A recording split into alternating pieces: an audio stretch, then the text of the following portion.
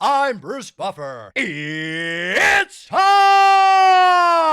for the Anthony Gorgano Show! Good morning. Happy Thursday to all across the Delaware Valley. This is the Anthony Gargano Show, and we're presented by TrueMark Financial Credit Union. You got to go to truemark.com/PHLY to learn about the credit union difference. All right, I mean, I can't believe it's Thursday, and it's Thursday of Dallas week. And you know what we've talked about? Not Dallas. You know what we've talked about? Not any part of the rivalry. You know why? It's dead. It feels dead. And I lament this so much.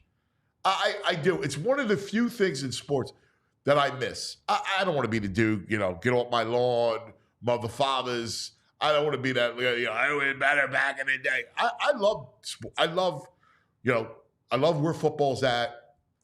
College football, I got some issues with the NBA, and especially after last night again.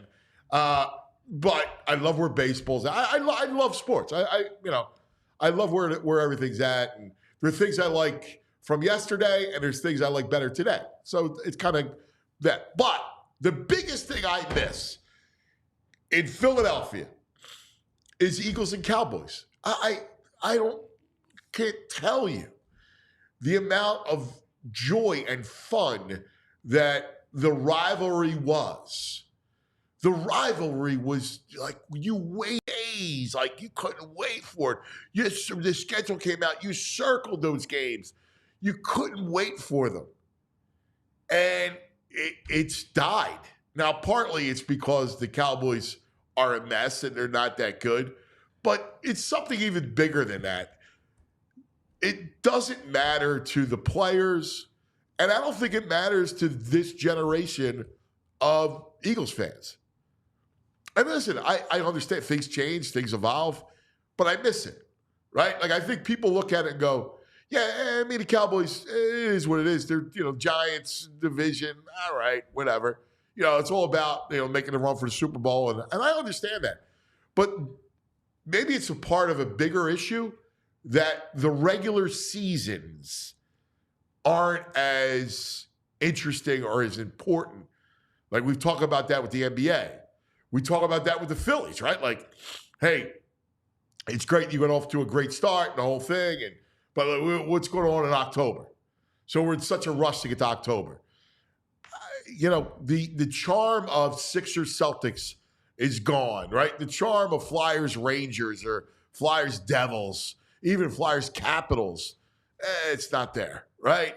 You get a little Eagle Giant thing going, but it really was because of Saquon this year. The rivalry, man.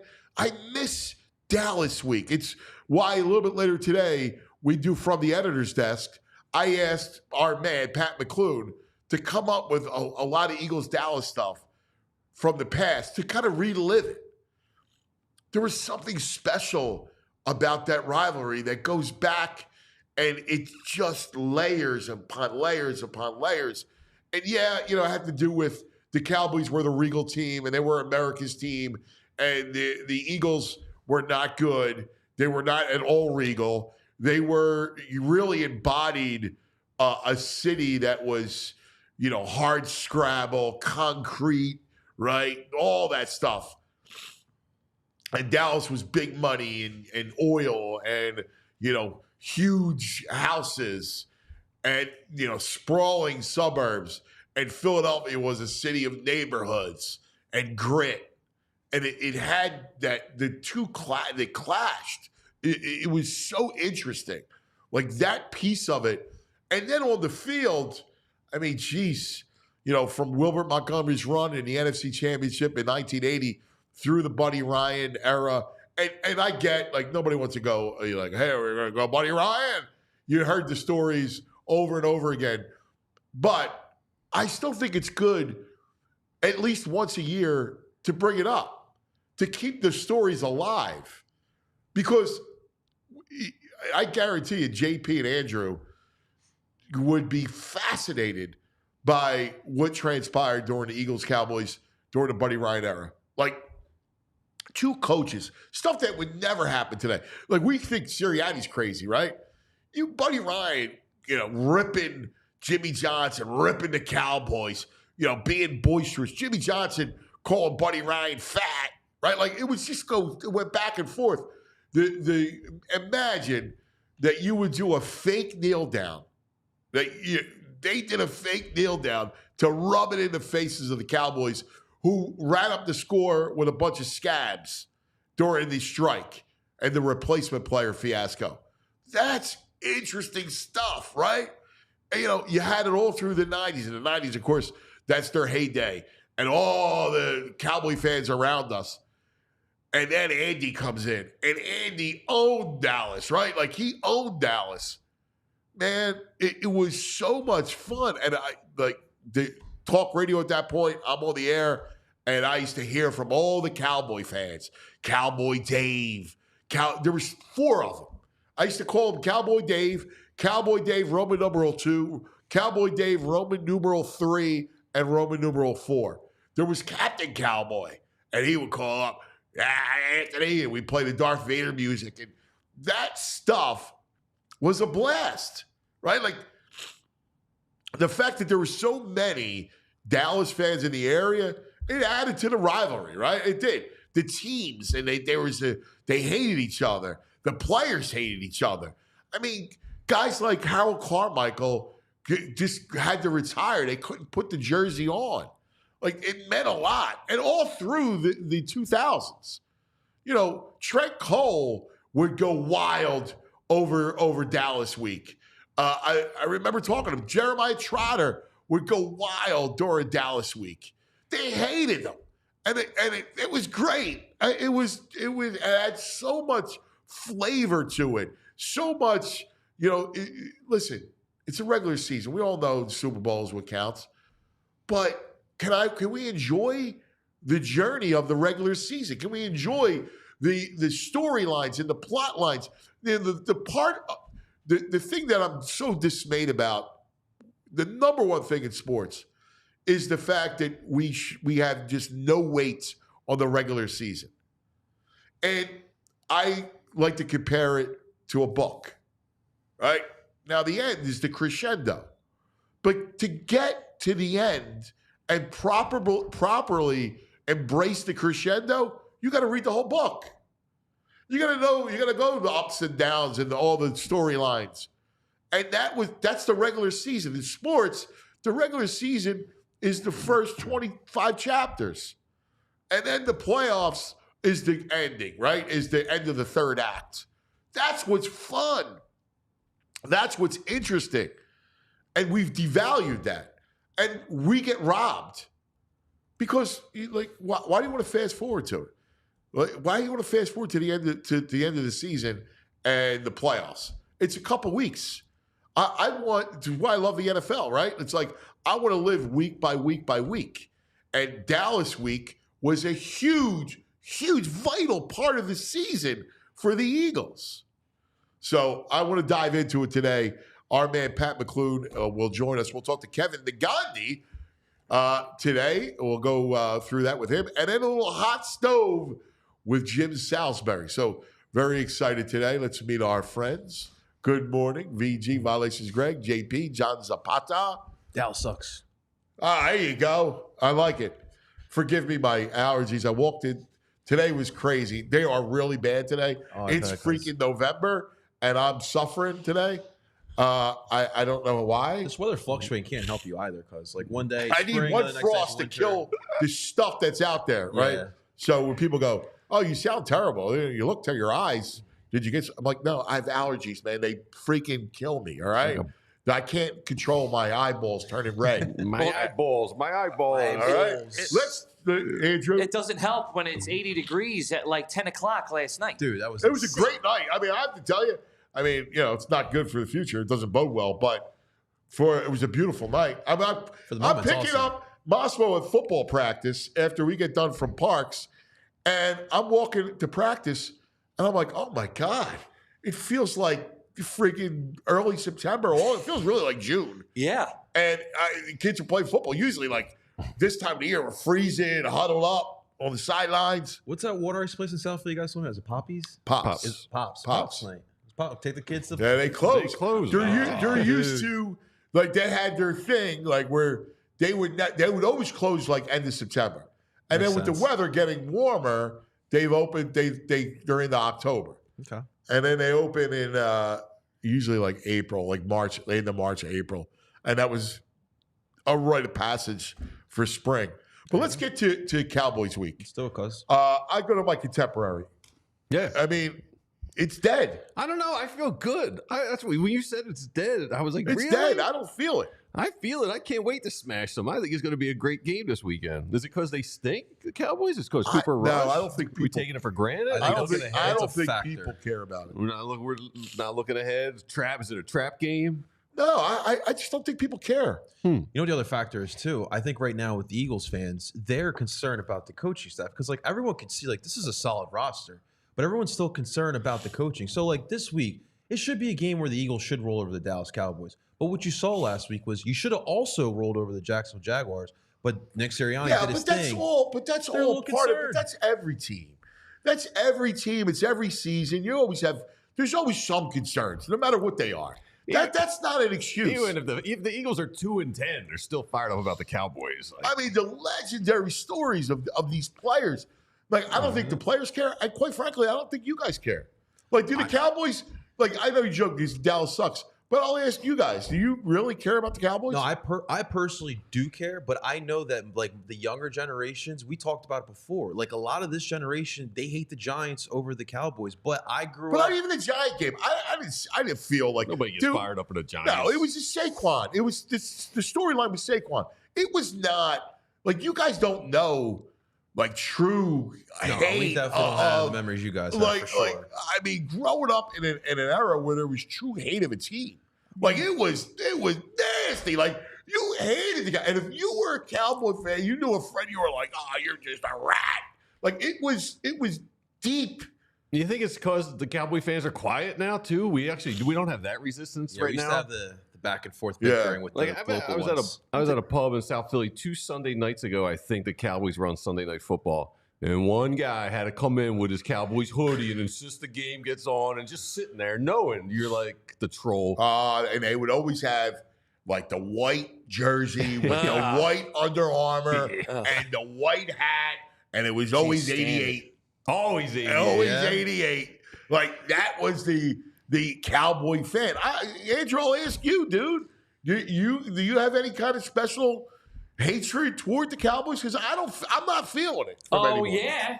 I despise the Cowboys. Absolutely despise some them. memories. I Theatrical don't care. performance. I don't care if they suck or if they're good. If we were playing them, I can't stand looking at them. I hate that star. I hate that blue. I hate everything about them. That was instilled in you by your parents. 100%. I was born and raised in hatred of the Cowboys. For me, it's NFL All right. films. That's why I hate because I learned through that. I would watch the rivalries. I'd watch how the Eagles fans would Stuff interact gets with it. passed down through generations, I think right? that's Like what it holds always does, strong. no matter what.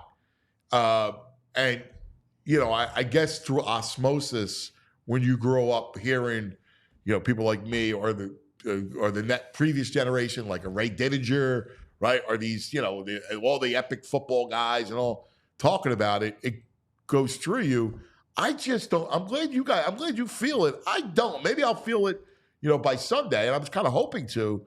But I kind of sense it's dead. I think there's a shift this year, and just this year specifically because of how the Cowboys have been performing. I think we as a fan base are not looking at them as a rival right now because, like, we feel like we can beat them. I think the shift is now like, hey, these Commanders got this young kid. There's a future with him.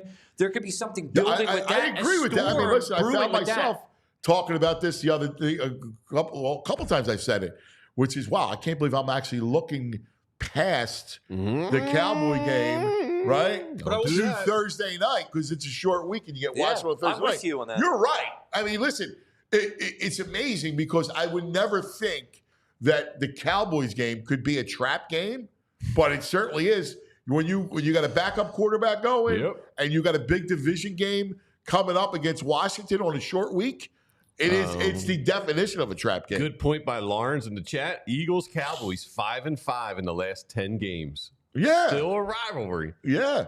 Yeah. Like, I'm ready to go. I want to just pound them. I can't. Don't get any more. I want to hear from the chat, from our friends in the chat. Celtics, Mets, and Cowboys. You just got to pound them whenever you can. Dude, I still lament the loss of the Sixers Celtics. But, of course, I lament the loss of the Sixers. They literally own us, cuz. God, dude, they're 1-6. Horrible. Ray from Philly, Keith Byers laying out Pepper Johnson. Yeah, that's Giants. Yeah. But come on, Ray, get it together. I mean, like our generation. I mean, Roy Williams almost stole our season with the horse collar tackle back in 2004. About T.O. going to the Dallas Cowboys, or in 2018, the worst call to start off that game down in Dallas. By the way, recently we don't have a great record down in Big D. Well, you're right. I'm glad you brought that call up.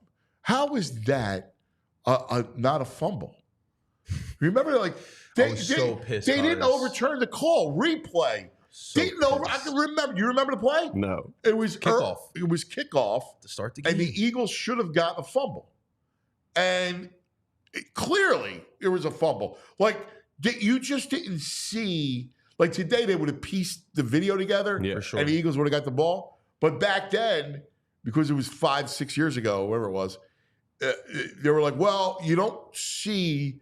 You see the clear recovery, and you see the ball coming out, but you don't see what happened in between that." So they didn't overturn it. What year is this? How do I not remember 2018. this? Man, it's only 6 years ago? Dude.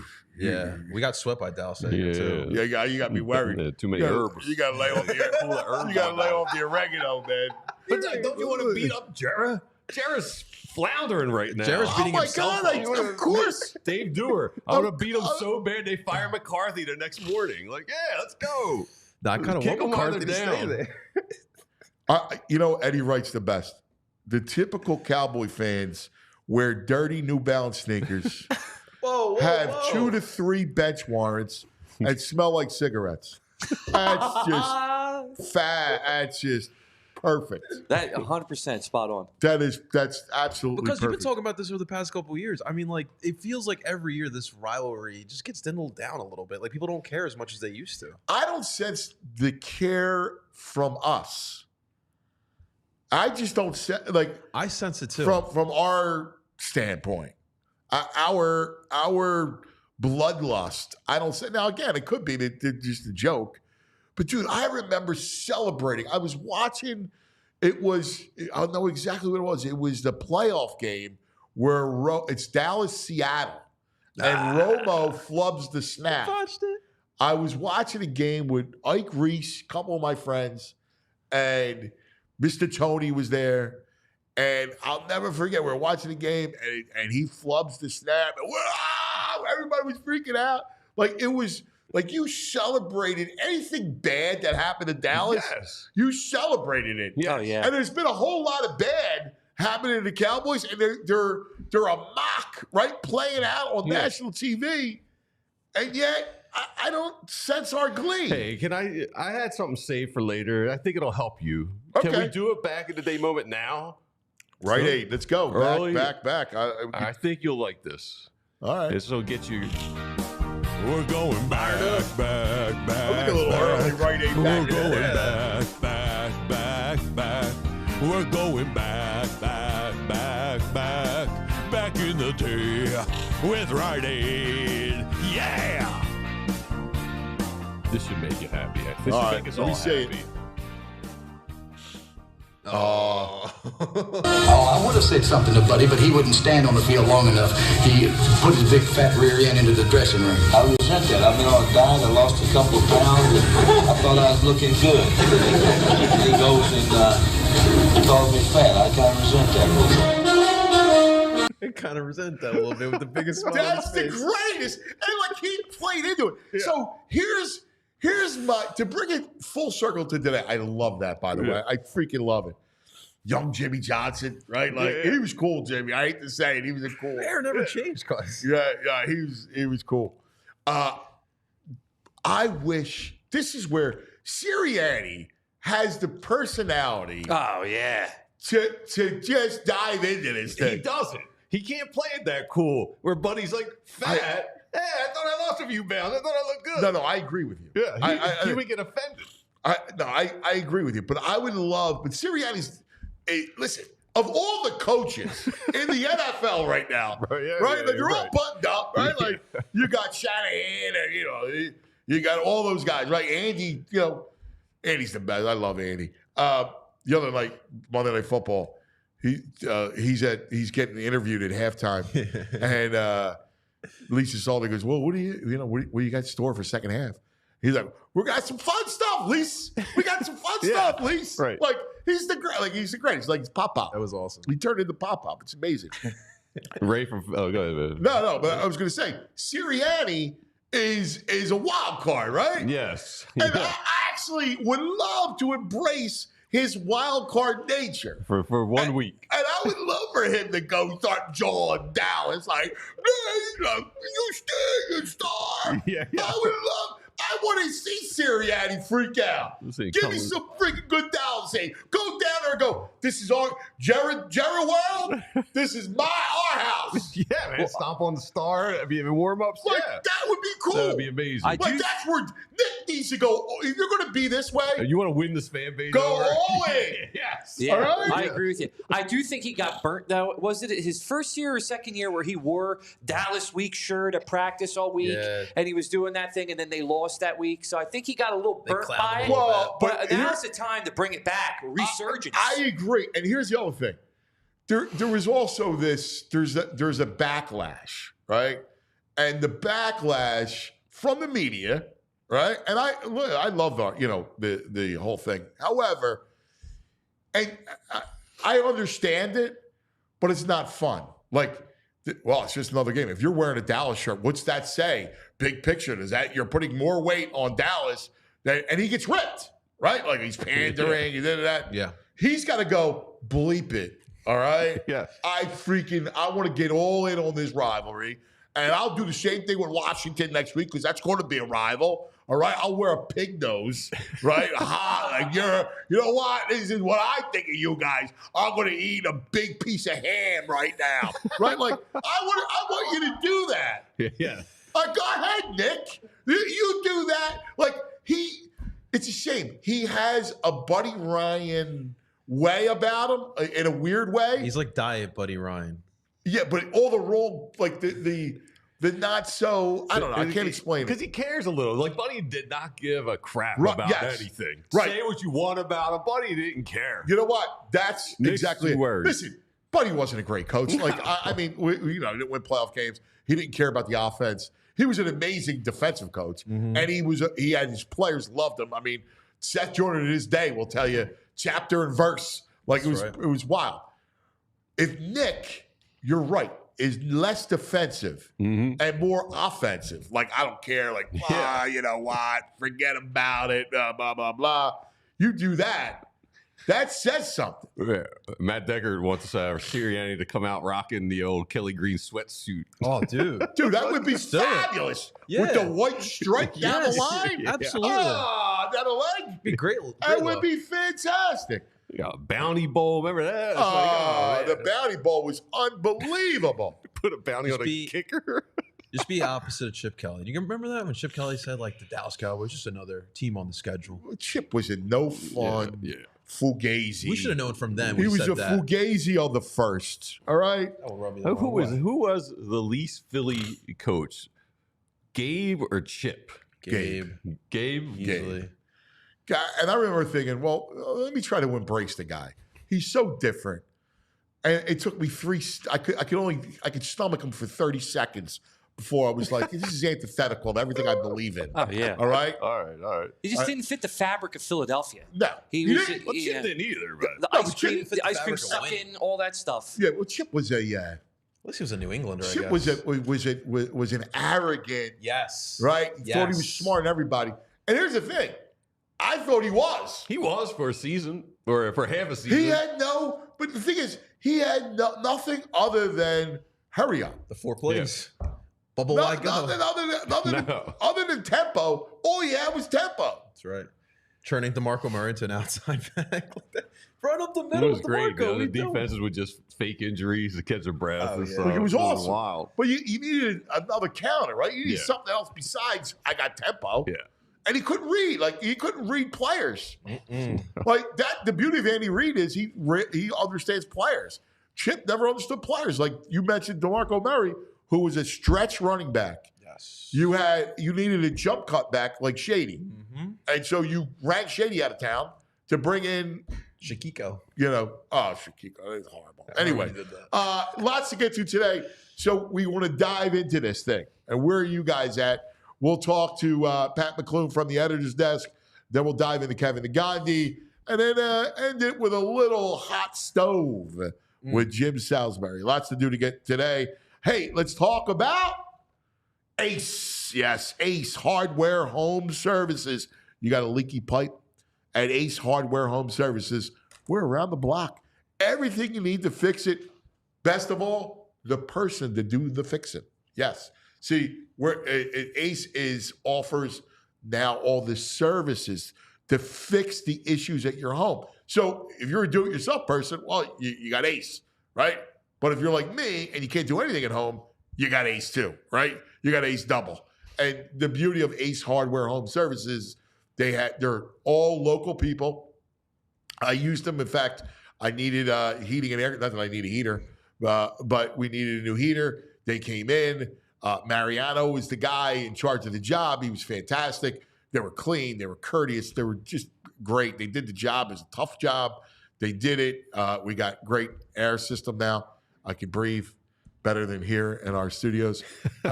So it was fantastic. I can't stress enough, from plumbing to heating, you got it. You got the trusted pros to keep your home humming all year long.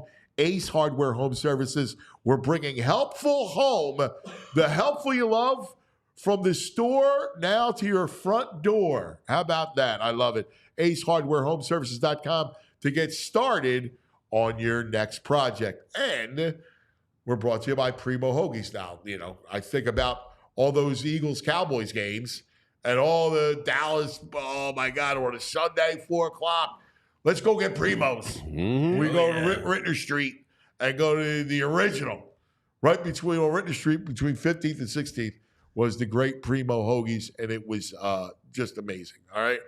Here's the beauty. It's the same sandwich today, except over 90 locations across the Delaware Valley. It's the same incredible seated roll. Now it's baked fresh in-store every couple of hours.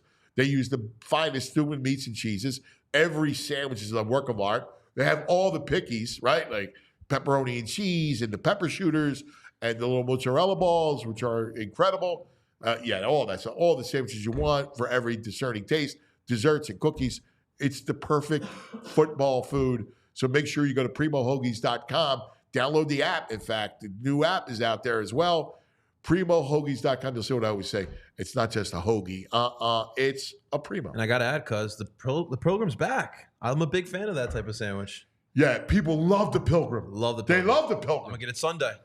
That's like their gobbler, right? Yeah, I love the Pilgrim too. There's some people we know trying to scoot right past the Pilgrim, the Christmas, but let's enjoy the Pilgrim. You can't be passing the Pilgrim. Yeah, let's enjoy the Pilgrim, man. The Pilgrim passer. I don't like the Pilgrim, to be honest with you. And you're I figured. anti-foul. Yeah, I don't It's like fun. Pilgrim. Yeah, It's I a don't fun like sandwich. I love the cranberry on there. Yeah, I don't like Stuff that. in. Yeah. Drizzling the gravy. No, I love Thanksgiving. But I'll be honest with you, and we're going to talk about this later. All right. Okay. I love Christmas. Christmas. Feliz Navidad. I mean, who hates Christmas? Well, exactly. So, but we'll get into it because there's a big issue with John Marks Oh, yeah. and decorating. He sparked something. But first, let's go to the editor's desk. Our man, Pat McLoone.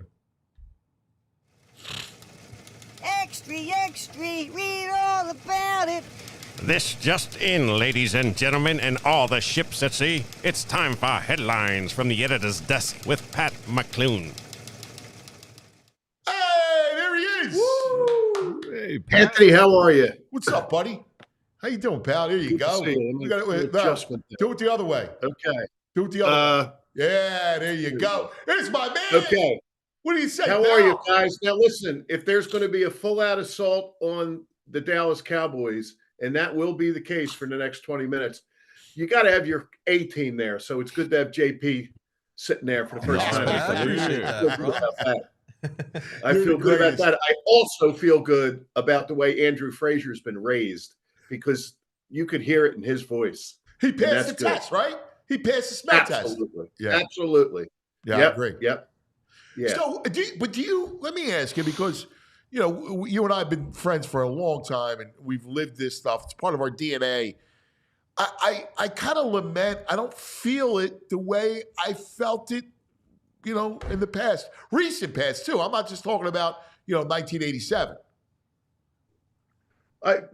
I think so to a degree. It's more about, I think younger people just are into the whole notion of Dallas sucks and not necessarily what the Eagles Dallas thing is. Somebody sent me a thing the other day, an election day, that must have their write-in was Cowboys suck. So there's stuff out there, and but believe me, I have 4 boys, and it's been ingrained in them just the way Andrew did. Very much so. I love Very it. much so. And I have to thank you personally for telling me last week that you were hoping that we could do this, because I was like a kid in a candy store doing this. I'm all geeked up. So thank you for this assignment. Oh, I'm so excited because selfishly, I wanted you because you lived it, right? Like, you're creating back pages, you're selling newspapers, man, right? Like, it was about the town and it was real. It was not manufactured. It was real and it was fun. Every time we had to come up and try to be as creative as we could be, and we always did. I learned a great lesson in journalism during Eagles Cowboys week from the great Stan Hochman. What happened was, it was at a time when a lot of the Cowboys were getting locked up, and there was all kinds of dysfunction and stuff. I know White Eric House. Williams, who was a great tackle from Bartram, he was involved in it. And we were doing this graphic that was just kind of showing all the mess that these various Cowboys are, the hoodlums they had become. And Stan walked into the office and he said, "Oh," he kind of chuckled and all that. And he said, "Oh, this is good. What are you going to do?" I said, "I'll run it as a piece of art with one of the columns or something." He goes, "That's really good." He said, "Who did it?" I said, "Well, we all did. It was kind of a group effort. Everybody's sitting around yucking it up," which is one of the great things about the Daily News. And he starts making a face. And I said, what do you mean?" He says, "Look, I have no problem with ripping the Cowboys, and I think this is really funny, but you got to put somebody's name on that. Somebody has to own that. Somebody has to own when you're ripping that." And I thought, you know what? He's right. If you're going to be critical, if you're going to bust stones, you got to put your name behind it. So I learned a lesson from Stan. That's awesome. Who wound up putting their name on it? One of the writers did. I don't remember who it was, Yeah. but I think whoever's column with it, they kind of went along, threw in their own flourish, and we were good. Yeah. That's awesome. Well, Yeah. without further ado, man, I can't Well- wait to dive into it. Well, let me talk faster because I couldn't narrow it to 5. I've got 6. And let me I don't have the teams, which just kind of then you want, okay, we got the teams, then we'll go. I'm going to kind of give you kind of code words, and Andrew knows where to go with this. And we've got back and front pages of the Daily News to back up most of them. So the categories are Wilbert, Emmett Smith, lateral, last game of the season, the most recent memory, and a Buddy Ryan trio. This is awesome. And I know all the games, man. So let's start with Emmett, load left.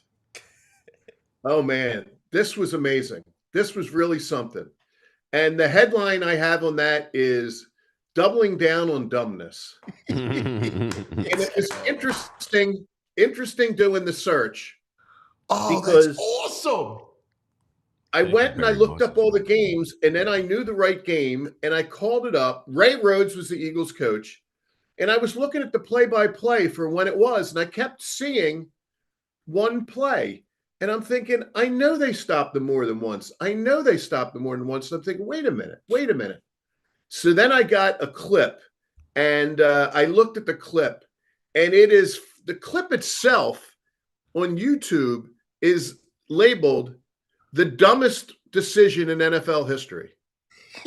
And Madden and Summerall had the game. And Barry Switzer. Here we go. They need 10 for a first. He's going to go for Troy it. Aikman back to throw. Gets it out. Not enough for a first down. To Corey Fleming. 29-yard line, Anthony. His own 29-yard line in the fourth quarter. And back then, people didn't gamble, but this kook did.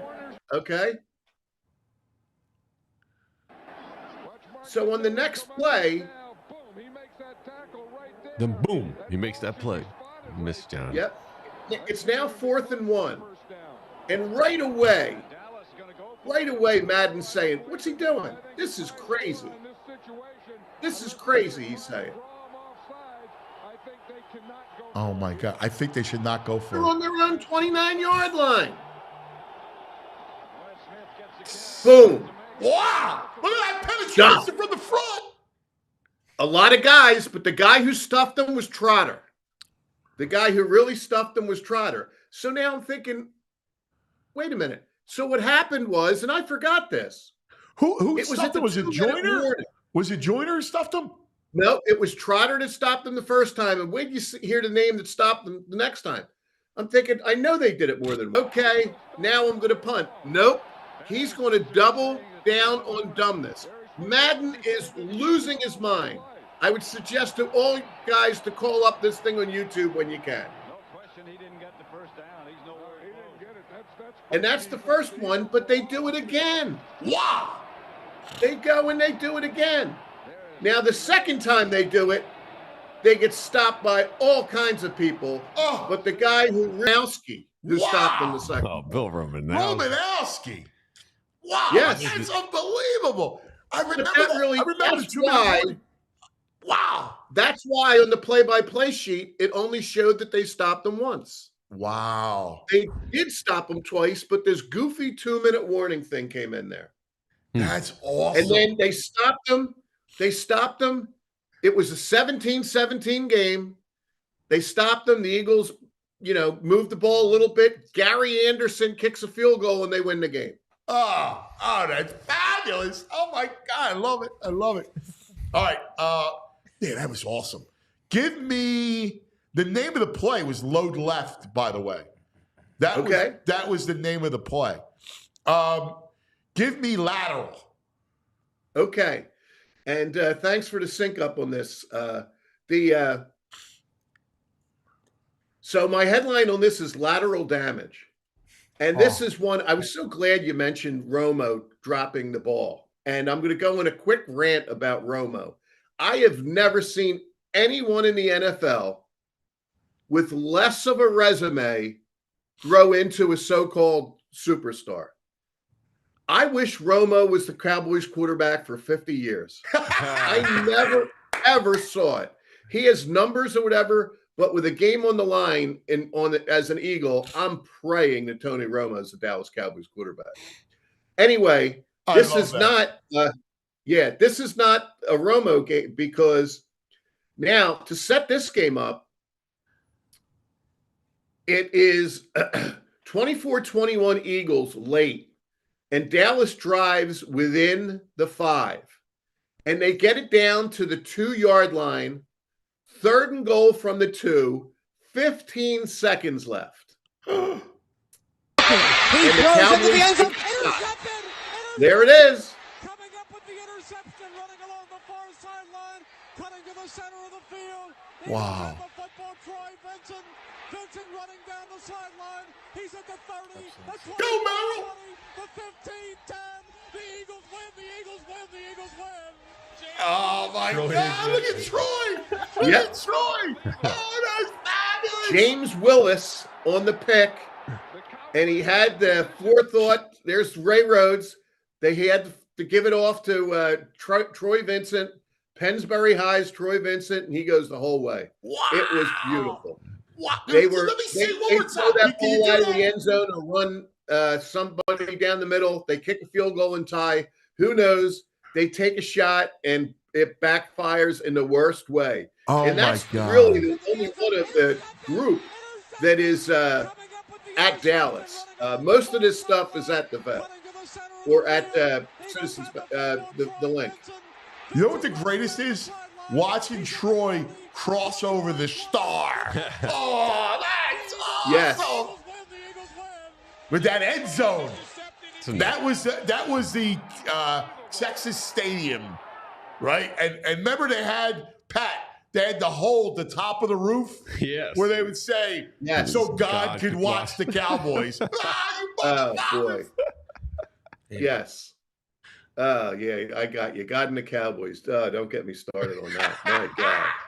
My God. Yes.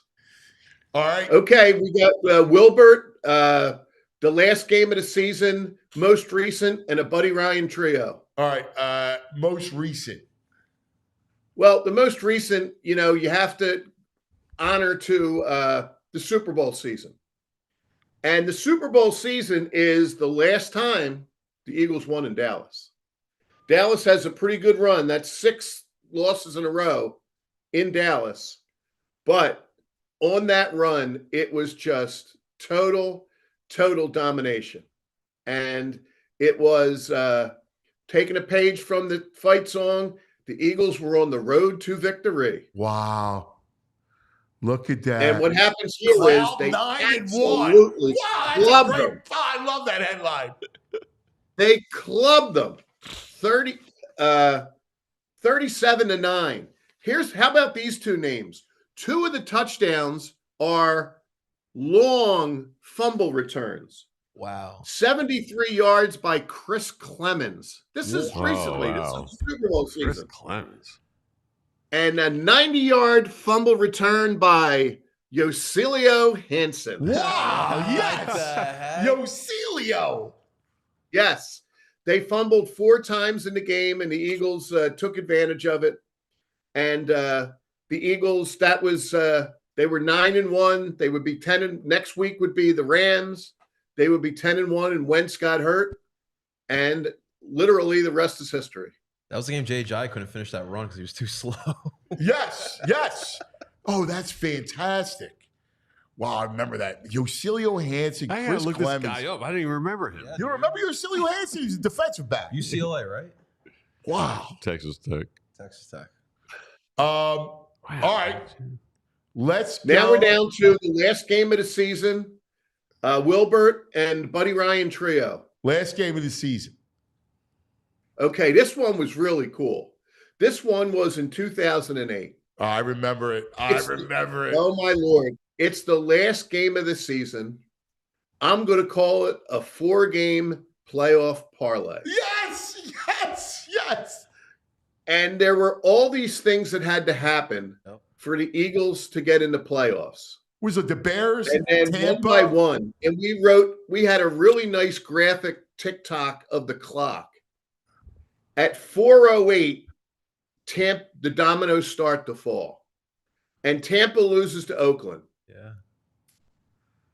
And then the Texans, who were just really getting going back then, a minute later, they beat the Bears. Yeah. 2 down. And then a game it looked like the Giants had, Minnesota comes storming back and kicks a 50-yard field goal at 4:24 for the third of 4 dominoes to fall. Wow. So now that 50-yard field goal was a big deal. All the Eagles have to do, and it's no small task, is beat the Cowboys to make it to the playoffs. And they didn't beat the Cowboys. They walloped them 44-6, the 4:00 game. And it was just a fabulous moment that you went in that day really not even thinking playoffs. I mean, everybody had trotted out the scenarios, and you looked at them and you thought, oh boy, I don't know about that one. But everything fell into place, and the Eagles make the playoffs. Do you remember that there was a moment in the second half of that game that I'll never forget? It's indelible in my memory. Anybody got it? Mm-mm. It's the sight of Romo, and it's a 4th down, and he's waving their punt team back onto the sidelines. And it was like this symbolic of they're desperate and they're about to die. and we're going to make the playoffs, and that parlay is going to come in. And just the sight of Romo like this, and then he gets sacked. And it's like, wow, it was unbelievable. That was a great day. That's a great pull by you. Never forget. That was one that 2008, a little bit, but yeah, that really, a lot of stuff that went from like almost a yawn of a day to like the setup. Everybody in the stands now knowing let's beat Dallas and get in the playoffs. Yeah, that's fabulous. It's fabulous. All right, I'm saving Buddy for last. This is one of my fondest memories of my childhood, of my little boy. Yes. So, and a lot of it with Eagles Cowboys has to do with how old you are and how you were brought up. I grew up in Albany and my parents were from Ireland. They were not football fans. So being born in like 1959, the Cowboys were just starting. So I was there. My disdain for the Cowboys started on the day that Philadelphia started to disdain the Cowboys. And because of that, if you ask me my favorite Eagles player of all time, I would say Wilbert Montgomery. 31, number 31, baby. Abilene Christian. Yeah. Wow. And my headline here is why Philly loves Wilbert. Oh. And it's because of this game. But again, in the research, very, very interesting. Now, the Daily News beat guy back then was a really good guy who wasn't here very long, had a fabulous career as a columnist in Cleveland. Bud Shaw out of Trenton was our beat guy back then. And so the thing that really jumped out at me is if you think first of all, let's not overlook that on some of these things, that every little detail was considered in Eagles Cowboys, down to the fact that you see those dogs chasing Wilbert in the Cowboys blue jersey. And they were special to Dallas. They never wore the blue. And the Eagles forced their hand that day to wear the blue. And in a few of these big losses, they have the blue on, which is great. And it makes me think, I don't remember seeing them in the blue over the last few years. But the thing about this is, I kept thinking that this blows the game open or that this was a fourth quarter thing. This was the Eagles' first score.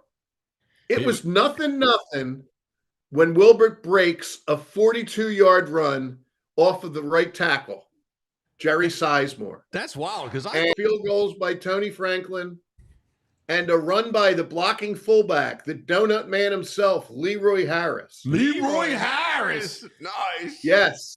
Yes, but what that did was, because both Dallas and the Eagles were good. They were tied for first place. The Eagles won the tiebreaker. That's what put the NFC Championship game there. But when Wilbert broke that, it's the first time an Eagles fan thought, we're going to the Super Bowl. Yes. Mm-hmm. And that's why people never forget. Never forget. I was at the game with my father. We sat like in the 600 level. He served in the Air Force, so he had the Green Army blanket. And those green it was great because it was freezing that day, like you said, Pat. That was also the blanket they would bring to the beach at Wildwood, and it was itchy. And I hated it. I hate those kinds of blankets. Oh, God. But it was the Army blanket. And I'll never forget, being at the game and, sit up at 600 level and the crowd, and I'm a little boy. I had to be 11 years old, whatever. Yeah. And looking up, and it was just incredible. Pat, it's like that was amazing. The vet, you remember how cold the vet would get? So cold. Yes. Yeah. And that day was really, really bone-chilling cold. Yeah. And that's a factor when you play Dallas at times, so. That's awesome, man. Were you at the game or were you at the office? I had not. That was, I was going to be in the office later that night. Gotcha. I mean, I always say that I started in September of 1980, and the Phillies went to the World Series a month later, and then this happened, and then both the Sixers and Flyers went to the Finals. league championships, and I thought, wow, this is great. And then in 2006, we ran a special section called 23 Years of Tears. It was about that from the 83 Sixers that 23 years they hadn't won anything. I thought that first year I worked at the Daily News, we'd be covering winners the whole time. And then they finally break that in 2008 with the Phillies. So 1980 was a year I don't know that we'll ever have again where all four teams were in sync. Phillies win the World Series, Eagles in the Super Bowl, Flyers in the Cup Finals, Sixers in the NBA Finals. So I do a thing, Quest for 80. So every once in a while on the show, I'll do the Quest for 80. And it's a look at where they're at and how far it is. But it was the greatest time of my life. You know, when you're a kid and you love sports, I'm with you, man. Like, you know, you thought forever that they were going to be good. Like the Sixers were set up for years. The Flyers were great. I mean, in 80, they should have won. That was the Nystrom offside. Remember that? They gave the Islanders the goal. Oh, my God. Leon Stickle. Yes. Leon freaking Stickle. That bum. You know what's cool? You showed one of the Daily News on the side was Mummers. It was a Mummers Parade special section.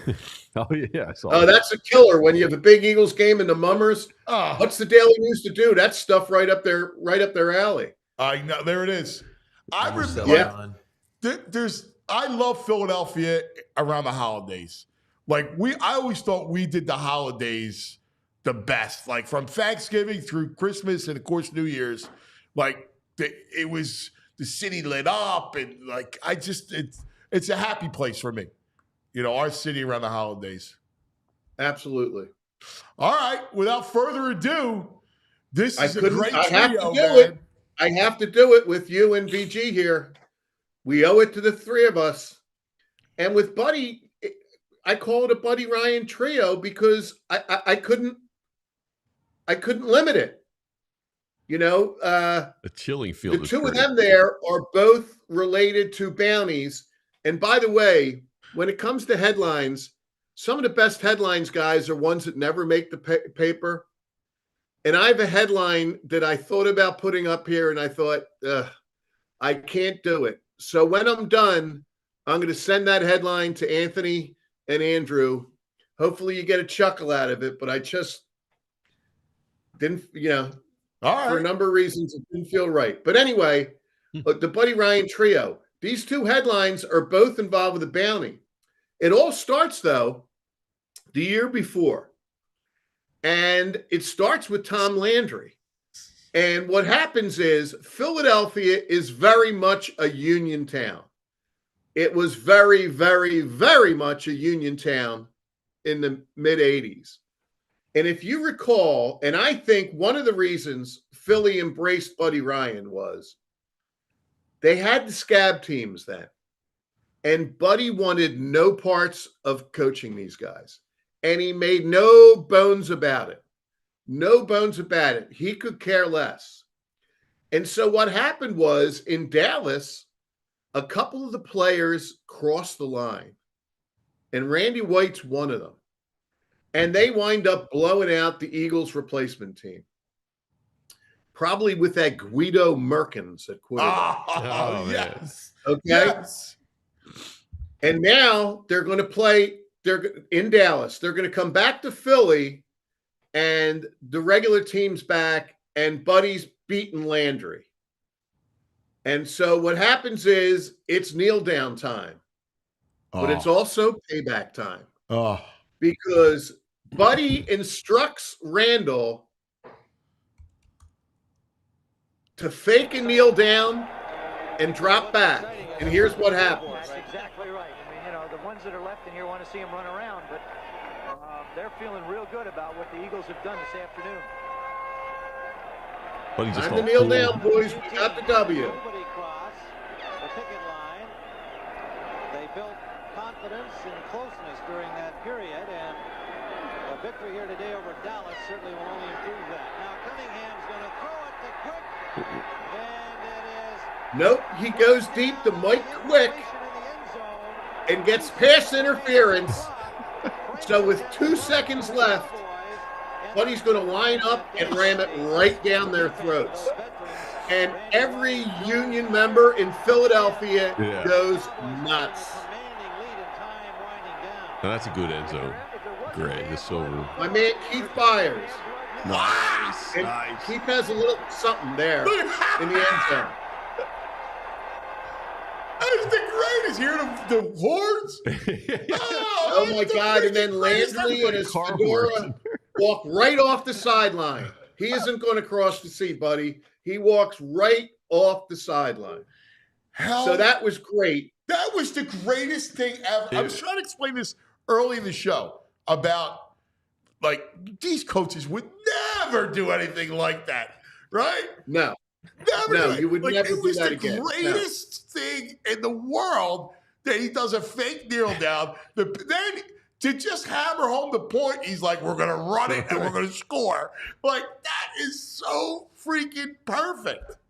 Like, that's awesome. And then the stuff with the bounty, look, my feeling is it's classless, no sportsmanship, but it was the Cowboys, so we can make exceptions. Love it. Exactly. Love it, Pat. Exactly. Bleep it, And man. VG nailed it with Jimmy Johnson calling him fat slob and Buddy acting offended that, I've been on a diet. He just shrugged that off. Now, one quick thing about Jimmy Johnson that we were talking last week about Freeman and guys you like. Then there's the people you have grudging respect for. And Jimmy Johnson was a good coach. Yeah. And not Jerry Jones. Jimmy Johnson's the reason that they won those. And here's I just want to end on the one anecdote that like I say, I grow up in Albany, and now I'm at a time where me and my friends, we're all married, and most of us are nearby in Northeast Philly or Huntington Valley. And there's a pregame thing about Jimmy Johnson, and they're saying about how he's so invested in it that he missed his son's graduation or something like that, whatever. And the wives start talking about it. That's awful. That's awful. He wasn't at the game. I would hate for that guy to be my coach. I would hate that. And to a man, we were all, that's exactly what I want in a coach. Yes. A guy who's going to live and breathe it.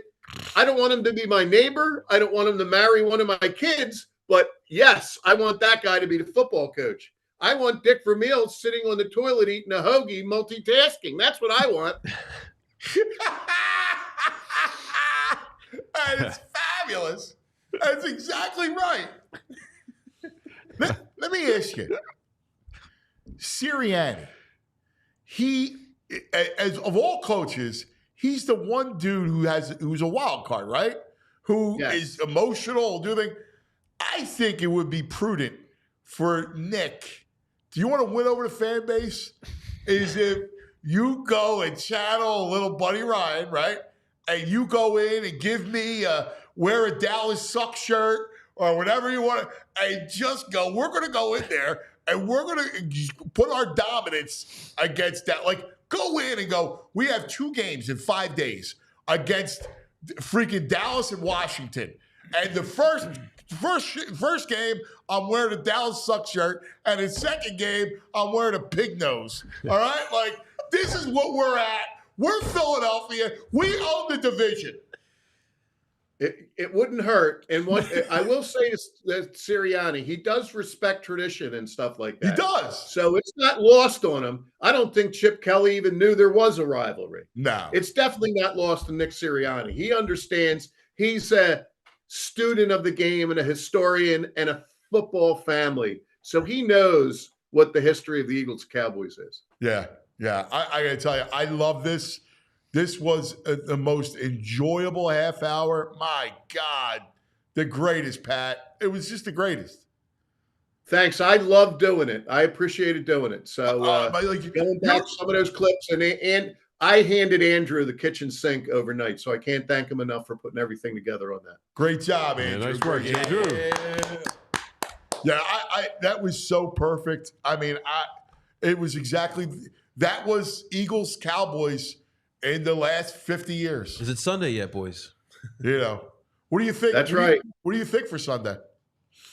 Well, you'll never, ever get me publicly to say that I think the Eagles are going to lose to Dallas. And I don't think they're going to lose. I do think that you literally do have to throw away. I don't like playing backup quarterbacks. I wish it was Dak. I'd rather do it that way. I think they're going to win. It's going to be the first win there since the Super Bowl season. And I feel very, very confident about it. But I respect tradition too. And I know that it'll be a battle. Yeah, it will. Yep. Just know it. You're the greatest, brother. We love you. Thanks, guys. Nice My kind of from the editor's desk, the great Pat McLoone. That was fun, man. I hope you guys enjoyed it. Awesome, right? Because that was it was in a nutshell. He's man. like a time machine. He takes it back in time and relives all of those moments. I can't wait for Kevin Negandhi, who's going to join us. Kevin, I'm sure he's got great memory. Oh my God, this is him. Like I can't wait to see what Kevin has to say about this. Let's talk about a couple of our friends. That's right. The Bet Parks Sportsbook and Casino app. Make sure you download it. There's a myriad of ways to play Eagles Dallas. Right now at line 7. The thing that we both like, Brad and I, in fact, we did the show last night, and one of the plays to me is over in the game. I think it's an over game. Right now the total's 42.5 on the Bet Parks Sportsbook Casino app. And I love the Eagles team total.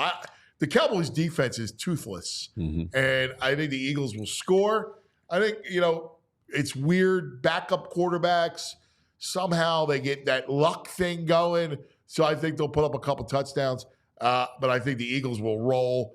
And so I love the over. I think that game plays in the 50s. So I that would be my big play for the Bet Parks Sportsbook online casino app. And by the way, all the football, there's big college games this weekend. There's a game tonight. I think, speaking of offense, Baltimore is not going to get stopped tonight. So you look at that offense, no way Cincinnati stops them. Check out all the action right there on the app. Download it right to your phone. In fact, your new users, you get $1,000 casino bonus back if you're down in the first 24 hours of casino play, all the live blackjack, the dealers, you got a roulette, craps, the whole thing. Check it out. You got to be in PA, New Jersey, Michigan, Ohio, Maryland. If you have a gambling problem, please call 1-800-GAMBLER. You got to be 21. It's the Bet Parks Sportsbook and online casino app. All right.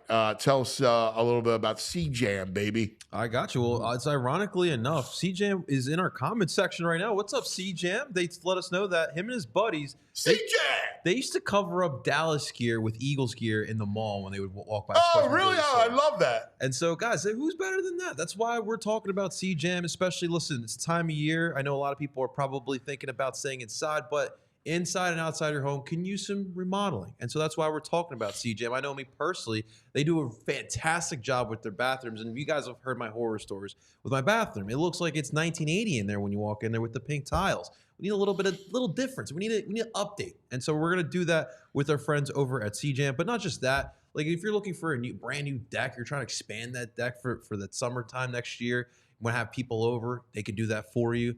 We talk about bathrooms. Flooring is a big one as well. And their goal is just to help their clients elevate the challenges and frustrations that come with home remodeling. That's what they're the best at. Now, if you're looking to update and upgrade your home, head on over to cjamconstruction.com.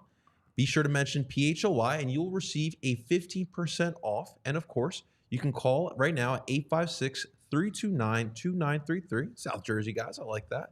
And then you can get your next home project started here today. So what are you waiting for, ladies and gentlemen? Get that home project started here today with our friends over at C-Jam. C-Jam. All right, love it. This portion of the program is brought to you by Rite Aid, your neighborhood pharmacy, riteaid.com.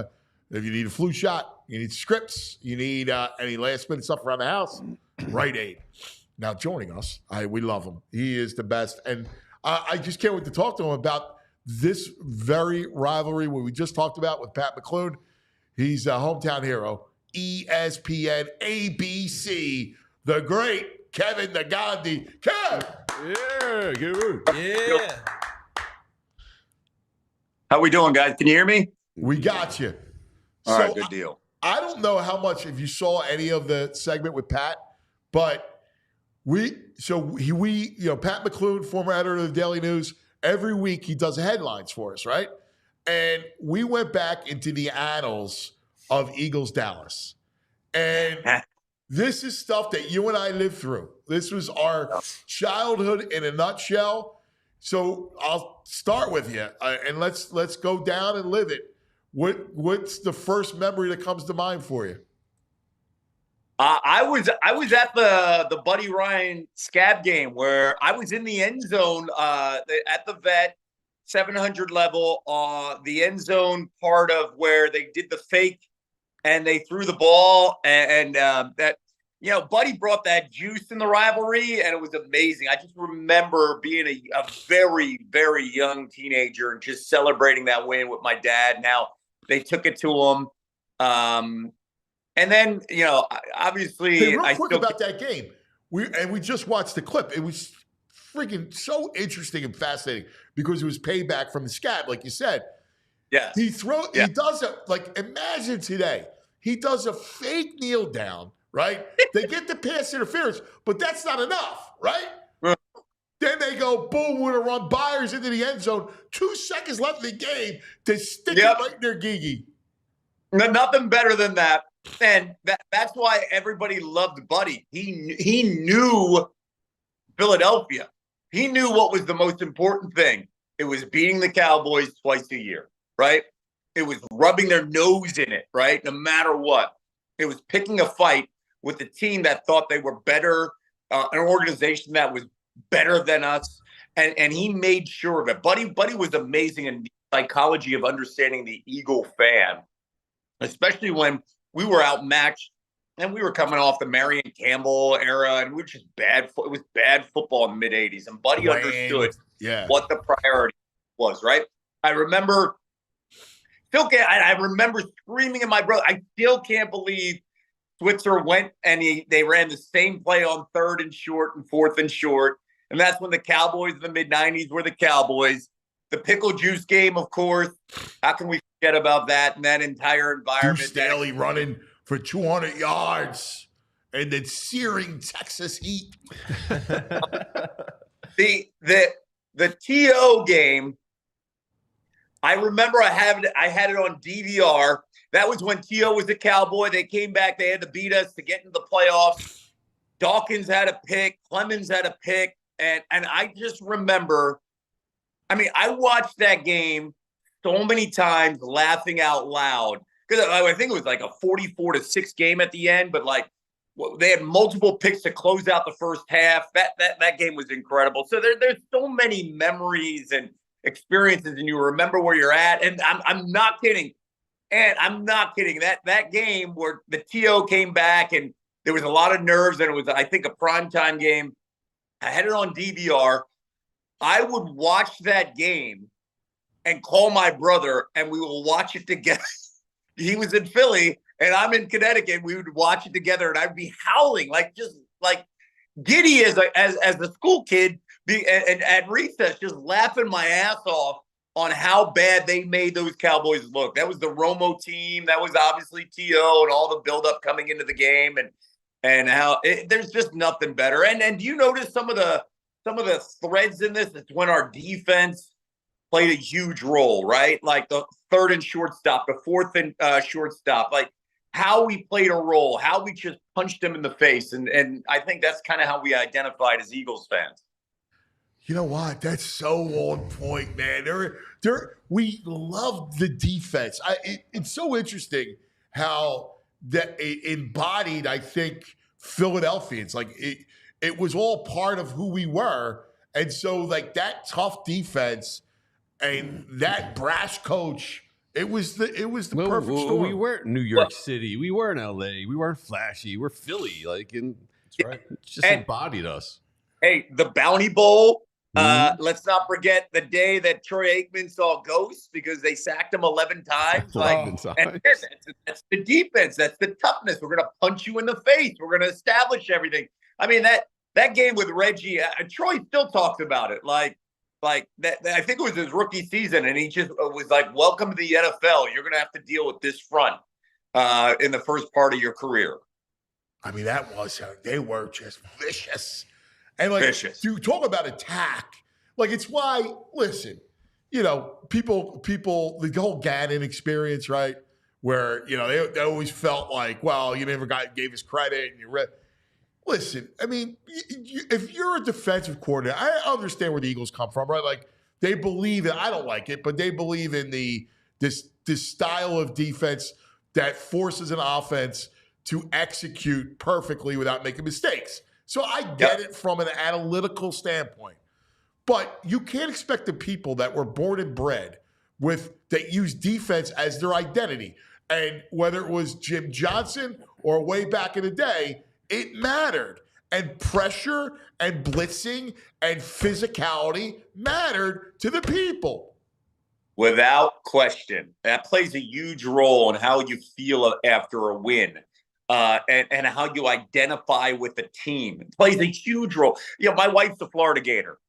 I bring this up to her all the time. And I tell her this all the time. I'm like, listen, you don't need just a coach. You need a coach that's offensive minded, and you will win. You prefer winning 40-30 over 20 to 50. Want to know why? Because she grew up in the Steve Spurrier era of offense. Then you get Urban Meyer. And I was like, so the grinding coaches, you don't feel like you won. And that fan base needs offense. That's why that fan base is like clamoring for a guy like Lane Kiffin over somebody else, because offense. The same way we identify, we never felt comfortable with Jonathan Gannon. Side story, some of our analysts like to poke me, especially Dan Orlovsky, when he brings up Gannon, and Booger McFarland, they bring up Gannon to me, and they're like, look how well he's doing. I'm like, I don't care. I don't care how well he's doing. He interviews great. He does a great job with that.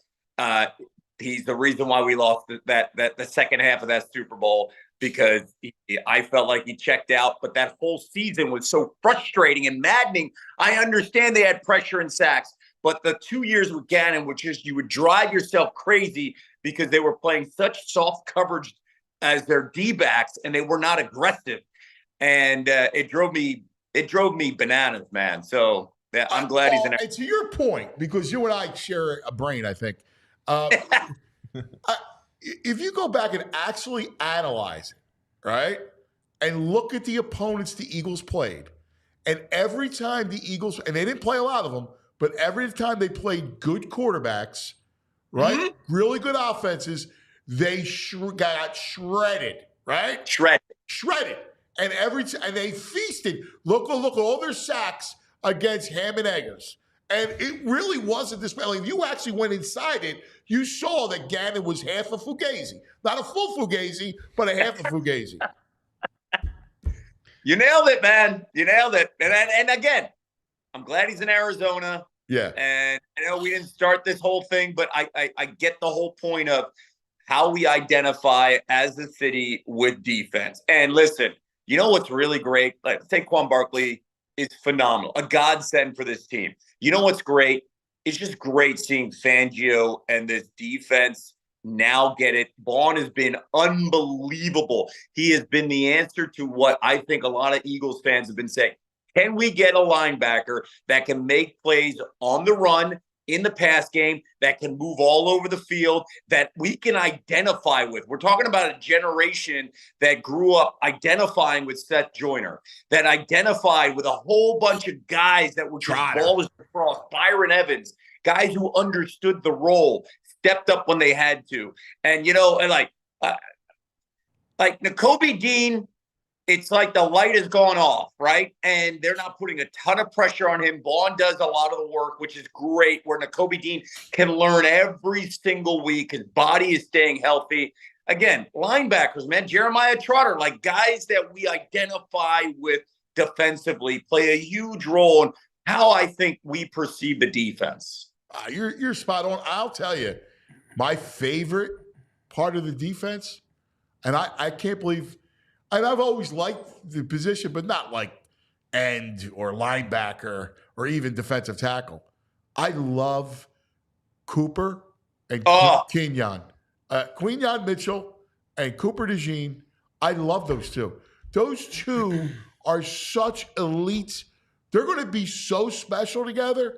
I mean, they're going to be better than Brown and Lito. They're going to be better than Troy and Bobby. Whoa. Better than Troy and Bobby? No, yes. I absolutely agree with you.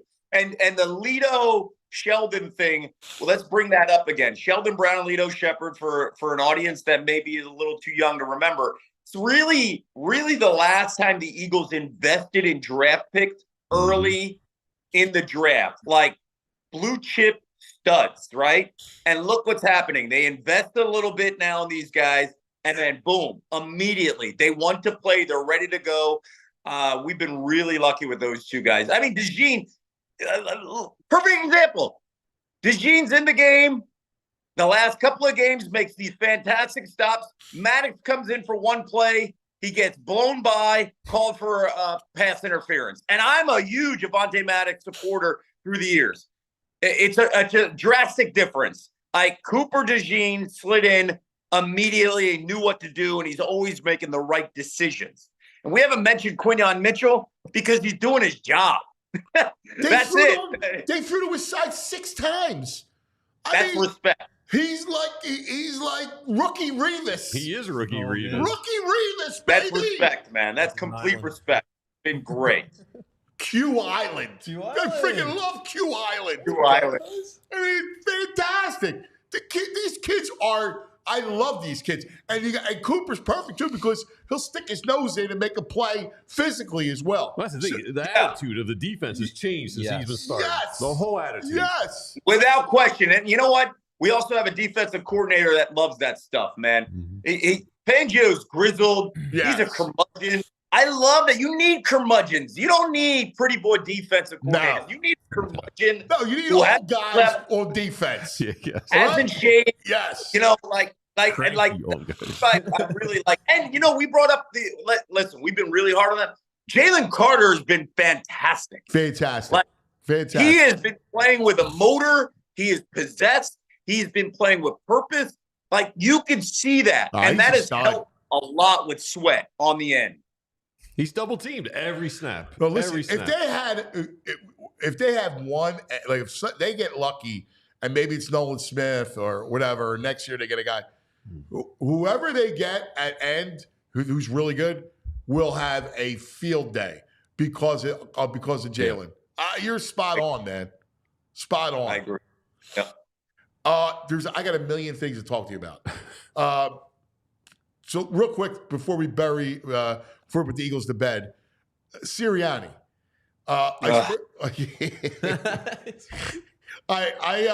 You're a great follow. Everybody needs to follow Kevin because he's a great follow on social media, and you let your base you just unfiltered comes out, and you're spot on, man. Like you were freaking out with those decisions on Sunday. And so I'm on a plane flying to Florida. It was a quick trip with the family, and so I'm watching the game, but I can't get to social media because I'm like I can't put anything out there. So this is building up as the game is going on, and I'm like, what is this play call on 4th and inches? Now you want to roll out? Like, are you kidding me? And then the idea that, hey, let's kick a 57-yarder to our cold kicker, who I didn't want to give the opportunity to kick a 42-yard. You're just sitting there and you're like, what are you doing? And you're watching Saquon do what Saquon does. Jahan Dotson, Devontae, Nakobe. You're watching talent basically save the head coach from himself. And I'm a big Seinfeld guy, and like literally every single instinct that Sirianni had, it doesn't work. Go with the opposite. And I just immediately thought of George Costanza because like literally every single instinct is wrong. And it just drives me crazy because it's not just one game. Like that game should have been put to bed midway through the third quarter. Let's rest up. Dallas and then Washington, right? And the idea that Nakobe Dean had to have the greatest catch of his life to save the head coach because he decided, I'm going to kick a field goal instead of punt a bad offense that has to go 80, potentially 75, 80 yards. It's absurd. They have to overcome the coach who feels like every single decision, I'm going to prove I'm the smartest person. And look, I've got big balls. I'm fed up with that. Like, it's going to cost them against a really good team. You're spot on. Preach. I said, I was telling VG and JP earlier, I go, listen, if he wants to change how people feel about him, then he's got to go all in and then go channel Buddy Ryan, all right, against the Cal. He's got Dallas and Washington coming up. He's the only coach that he'll say whatever he wants. Well, go double down and then go talk about how we're going to go take over Dallas and we're going to beat Washington and this is our division. Yeah, no, you're right. You got big balls? Go have big balls. Yeah, exactly. That's the way to do it, too, because you'll speak directly to the fan base. Yes. And you're not people will love him. Yes. I'll love him. Yeah. Go do it. But I will say this. I've talked to a handful of guys that know the players absolutely love him. They do. They love him. I know it. I know it. They love him. They love how open he is, how emotionally connected he can be. The thing is, you can love him at 6-2. You can love him at 10-1. In the end, you still have to be a grown-up when it comes to making decisions to succeed. I got in a discussion with a former Patriot that understands, and we were talking about it yesterday, and I said, you can love the coach, but in the end, I said, you guys didn't love Bill Belichick, but when you went out there against really good teams, you trusted Bill Belichick completely on every decision because Bill Belichick's job was not to be your friend. His job was, I have to make sure I get the best situation for my team. And while Sirianni has these relationships, great. In the end, you still have to be the grown-up to make the mature, smart decision each and every time, not the emotional decision. Because in the end, if you want the players to really respect you and love you, you find a way to win because of your decision-making, not because you're hugging everybody. Yeah, no, listen, you're spot on, brother. Spot on. All right. I can't. What a week we got coming up, college football. And, let's go. I was like, we got to talk about it. First, can we please talk about Franklin? Because, dude, how do you run 3 straight halfback dives? It was the same play, 73 in motion, right? You don't get the ball to Warren, at least on 3rd down? Like, go Wildcat. Do something. He ran 3 straight halfback dives. What was he doing? It's so I don't get it either, especially when you have a quarterback of that size, right? Like, he falls forward. Like, he's going to find a way. I just – I don't get it. I don't understand it. I don't know what changes in tight games. and I know they've gone through offensive coordinators, and this is it. I'll come back to one thing that blows me away with Penn State. James Franklin's a phenomenal recruiter. Phenomenal. He understands. The idea that they haven't had a game-breaking wide receiver over the last 3 years help that quarterback blows me. You have 2 phenomenal running backs. You have a defensive front, a couple guys that are going to be first-rounders on those lines. And we can't get – I can't say we. You don't have one specific game-changing guy who could stretch the field that separates a secondary. I will not understand what is going on over the last 3 years in developing wide receivers, recruiting wide receivers, and making sure that is secure in a sport that is now made passing a premium. It is wild to watch. Wild. I mean, and you got a quarterback. You finally got a quarterback with an arm. Allen's got a great arm. Like, can you imagine if they have a speed guy on the outside? You know, just one. Just you Ohio State's got 7, right? Just get one, right? Like, Imagine how good that offense is with Aller and the fact they can run the ball. Even go in the portal. Perfect example. A year ago, Florida State in the portal took Keon Coleman from Michigan State. He was a game changer for Jordan Travis, right? Before he got hurt. Like, how you have not gotten to the portal to bring in one guy. I mean, look at Ole Miss. Ole Miss has their number one guy out, Trey Harris, and then the next guy sets a record. I mean, Jordan Watkins sets a school record with 5 touchdown catches over 200 receiving yards. Like, find one guy in the portal? I don't understand. I know. It's mind-boggling. What'd you think of the polls? Indiana got screwed big time.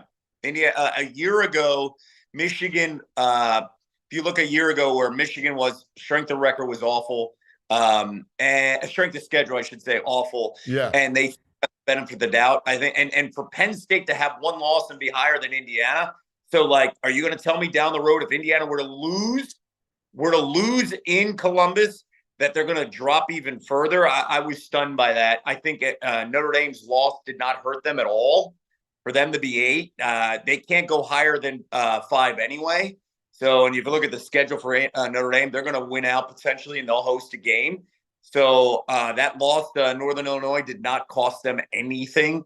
So those are the 2 things that really stood out to me. And this weekend, LSU Alabama is a play. It's a playoff elimination game. You could definitely say that for a fact, because there's no way 3 lost teams will make it. So I think I'm fascinated by how this all will play out with the committee. But I thought Indiana in week 1 of the release got screwed, and we'll see how this plays out, because they're beating teams by over 32 points per game. Dude, they just roll teams. That coach is the best. He's the best. I mean, he is. He's great. Signetti is really, really good, man. Really good. So they got to beat Michigan. It tells you that you got to go and you got to just thrash Michigan. They're like a 14.5-point favorite.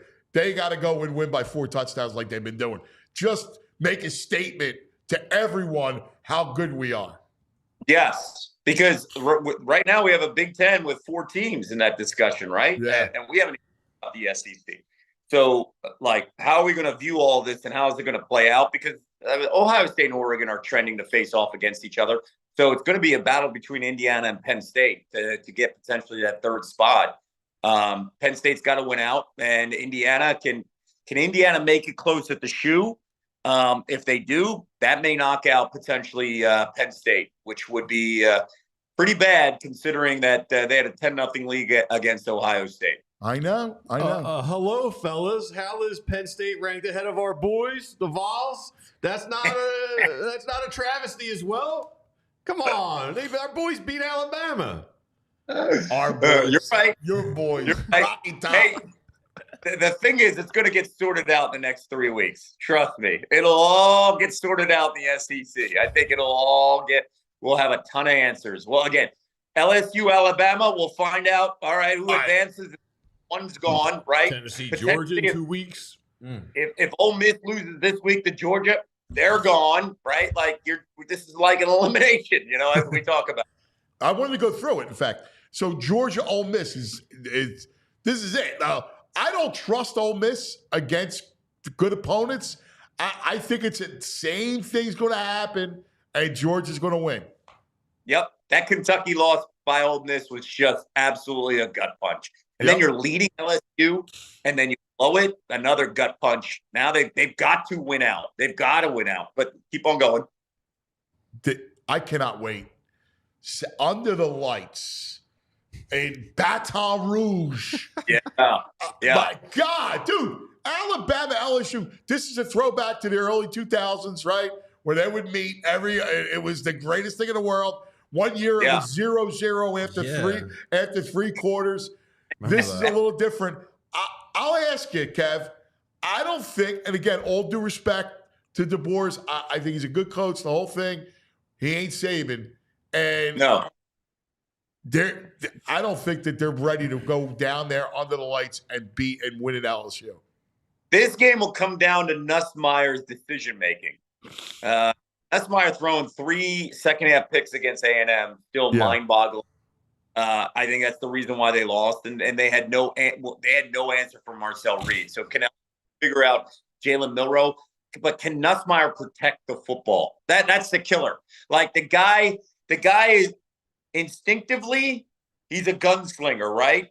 And he sees windows before windows open up, and that's why NFL scouts love potentially down the road with him. But he also takes way too many risks, man. So Nussmeier's play will determine, I think, this game, because the Alabama secondary isn't that great. They've got a lot of weaknesses. Can Brian Kelly actually be calm about this and not say, I want to pass on every single down? You just can't do that, because Nussmeier can really shoot you in the foot, man, with some of his passes and decision-making. And you're like, why are you throwing that? Like, what are we doing? He could do that multiple times in a game. I'm so with you, man. I'm completely with you.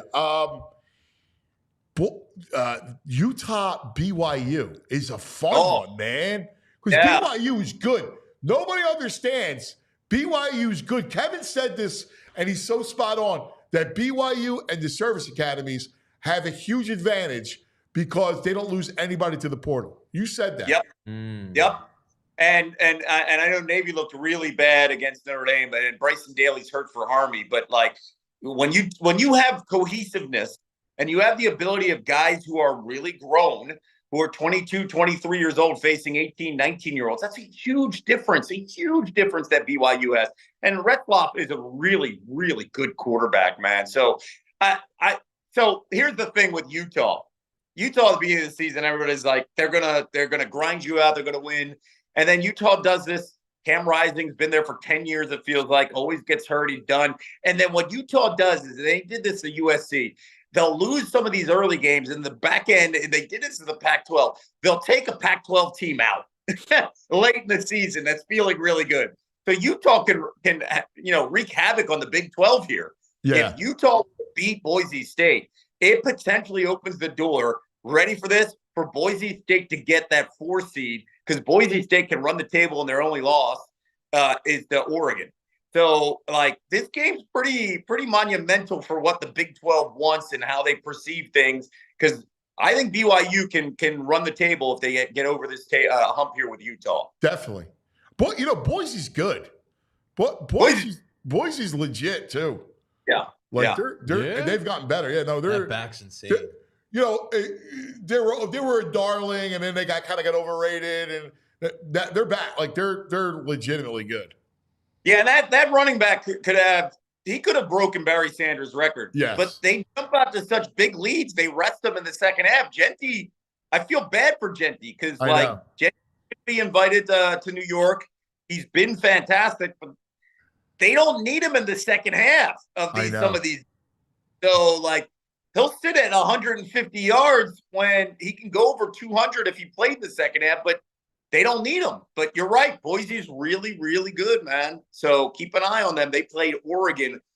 They gave Oregon a massive scare early in the season. By the way, just get back to Michigan for 1 second. They had no quarterback. Why wouldn't they go after McCord? I thought, first of all, by the way, that he got scapegoated there, right? I like McCord. I thought, you know what? If you're Michigan, you got no quarterback, why not go after him? I agree. Michigan, I think what happened with Michigan is the portal opens up in the first or second week of December. And Michigan was so locked in to winning now with Harbaugh and with all the Connor Stallions thing hanging over them. I think their whole goal was, let's just win. Yeah. Let's not think of next year. We don't know if you're going to be around. We don't know what sanctions we're going to face. Yeah. Let's just win. And it bit them. It bit them hard when it came to recruiting, and also the unknown of Harbaugh. It crushed them, because back in the day, a few years ago, and like February was when you could start, okay, what's the recruiting look like? In January, you play catch up, and then February's, signing day. That's irrelevant now. Now it's in December. So if you're they got to change that. It's too soon. You can't do it before the playoffs. It's not right. Completely agree. Completely. And the portal shouldn't be open until after the playoff. Completely agree with you. Yeah, yeah. Brother, Man, we could go all day. You're the greatest, man. Eagles, Cowboys, and then we got Eagles Commanders next Thursday. Sixers 1-6. Hey, it's November.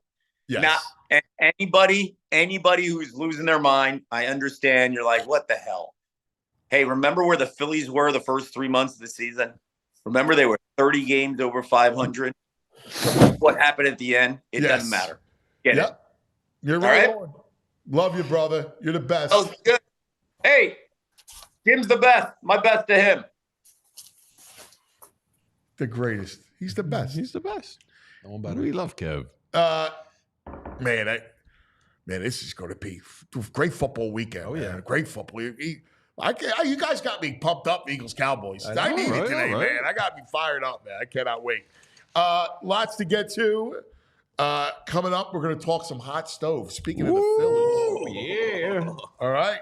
So we'll get to Jimmy Salisbury. Oh, steak. We also got a hot stove item that we'd like to talk to you about. Yeah, with the steak. We'll get the steak on the stove and we'll talk food. All right.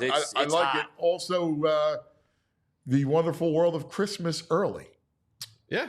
This all kind of, Kind of ties into a bunch of odd things happening today. Odd. Okay. I like it. Let's talk about Rothman. Oh, joints aching, hands cramping, back out of whack. Rothman's got you at Rothman Orthopedics. Practicing specialized care has been their passion for over 50 years. Their mission, high quality, compassionate, affordable care rooted in research. Research leading to new treatments and better outcomes. Each Rothman doc is laser focused on their specialty. Hip, knee, spine, you name it. They have a team for each body part right in your backyard. So you can cross over on defense, right? Drain the jumpers, root for our teams like no other fans in the country. They are Rothman Orthopedics. They specialize in you. I'm telling you, for more than 50 years, Rothman has participated in thousands of groundbreaking research and clinical trials with the goal of advancing knowledge, developing treatments, improving outcomes for the benefit of our patients. Rothman Orthopedics, specialized in orthopedics, and you visit Rothman Orthopedics. It's rothmanortho.com/PHLY to learn more and to make an appointment today. rothmanortho.com/PHLY. Now, this is one of our, we love the Rothman, and we love telling you about what's happening at Parks Casino. I don't know if people love it, but I guess. All right. So let me pull it up here and get our lineup going on. Here's what's happening at Parks Casino. We were there last night. How about it? These are the headlines.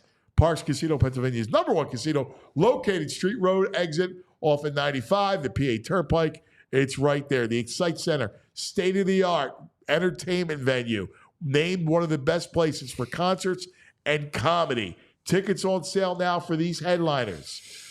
Actor Richard Kind from Curb Your Enthusiasm, January 24th. Hey, Larry.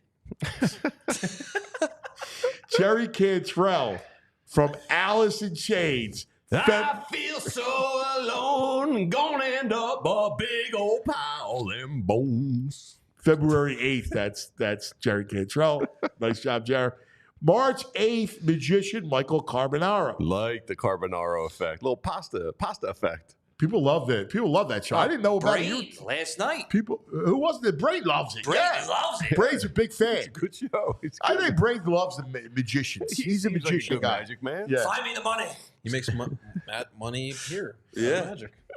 Comedian Ron White headlines March 21st. And then March 22nd, country star Lee Brice. There's a rumor going round about me and you staring up our little town the last week or two. I've actually had people text me that song to sing. That's good. Lee Brice Harper. Right there, baby. I gotta love it.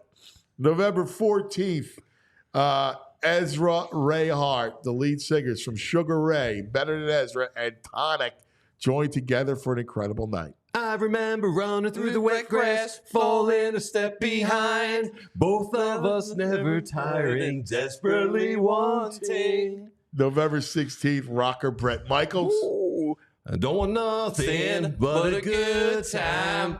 How can I resist? December 14th, comedian Eric D'Alessandro. Enjoy dinner and drinks before the show. The Liberty Bell Gastropub, Parks Grill Steakhouse, and the Bamboo Noodle House. We're getting noodles delivered to the set next week. ParksCasino.com to buy tickets for all shows. Parks Casino, this is how you win. You got to be 21. If you have a gambling problem, please call 1-800-GAMBLER. I think Jim Salisbury's laughing at us in the green room here. Yeah, I would hope so. I can see him smiling right now. Well, let's bring him up here. The wonderful Jim Salisbury, legendary baseball man. Hello, Jimmy. Hey. I don't hear you. What did you think of the act? Oh, I'm sorry. Hearing. Yeah, I love it. Rocking out over here. I might go see Bret Michaels. Let us know if you need tickets to any shows. All right, we got you covered. Actually, my wife wants to see Coldplay in Foxborough next summer. Any advice? Oof. Wow, man, that's awesome. Divorce. Any advice? That's awesome that you got to go and go endure that. Coldplay, yuck. Foxborough, double yuck. Right? Like, does it get worse than that? Poor Jimmy.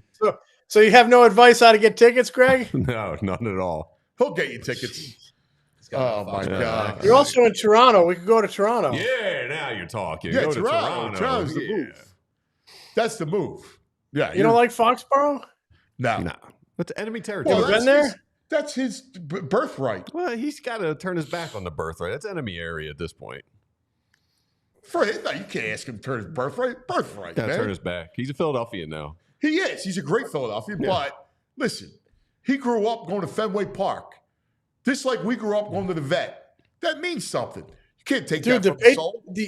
The Patriots used to train in my hometown. I used to ride my bike up and watch the Patriots. And here's how much the world has changed. So now we have security everywhere and, they can't get near people. I used to ride my bike right to the edge of the practice field and lay it down right on the white striped sideline.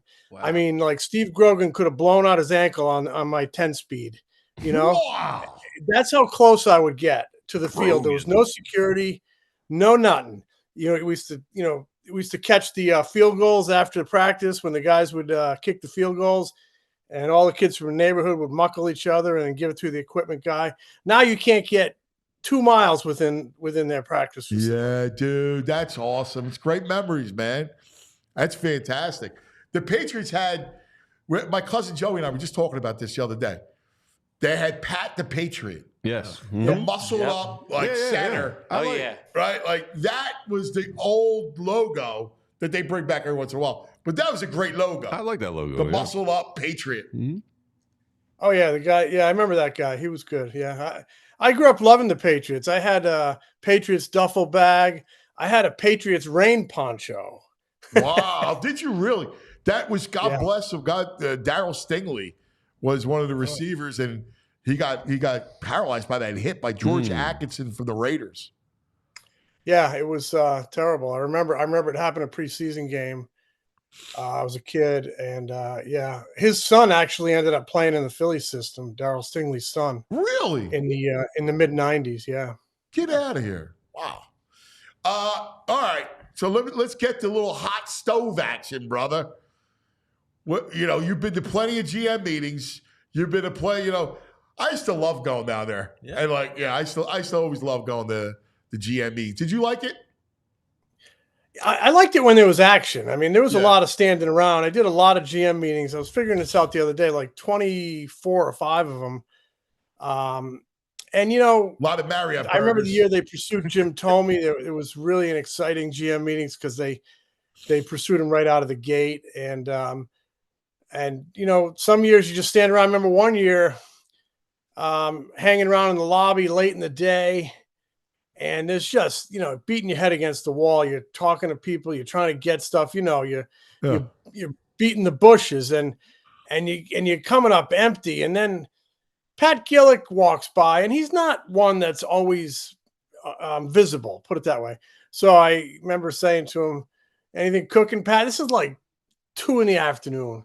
Anything cooking? Just trying to get him to stop and engage him a little bit. And he says, not right now, but check in with me later, or keep maybe later on tonight we might have something for you. And he says, keep in touch with Ruben. You never know. Ruben was the assistant at the time. I'm like, well, there you go. They got something, right? So now I'm afraid to go get lunch. I'm afraid to go to the bathroom. I'm hanging around in the lobby. It gets to be 5:30, 6 o'clock. Pat Gillett comes down through the lobby. His wife's with him because these GM meetings are usually at really nice places. A lot of guys bring their wives. So him and his wife walk through the lobby, and I kind of make eye contact with him. He's just kind of smiles. He goes, no, nothing yet, but stay in touch with Ruben. So now I'm starting to bug Ruben, and Ruben's getting really irritated. He's not answering the phone. I don't leave the lobby.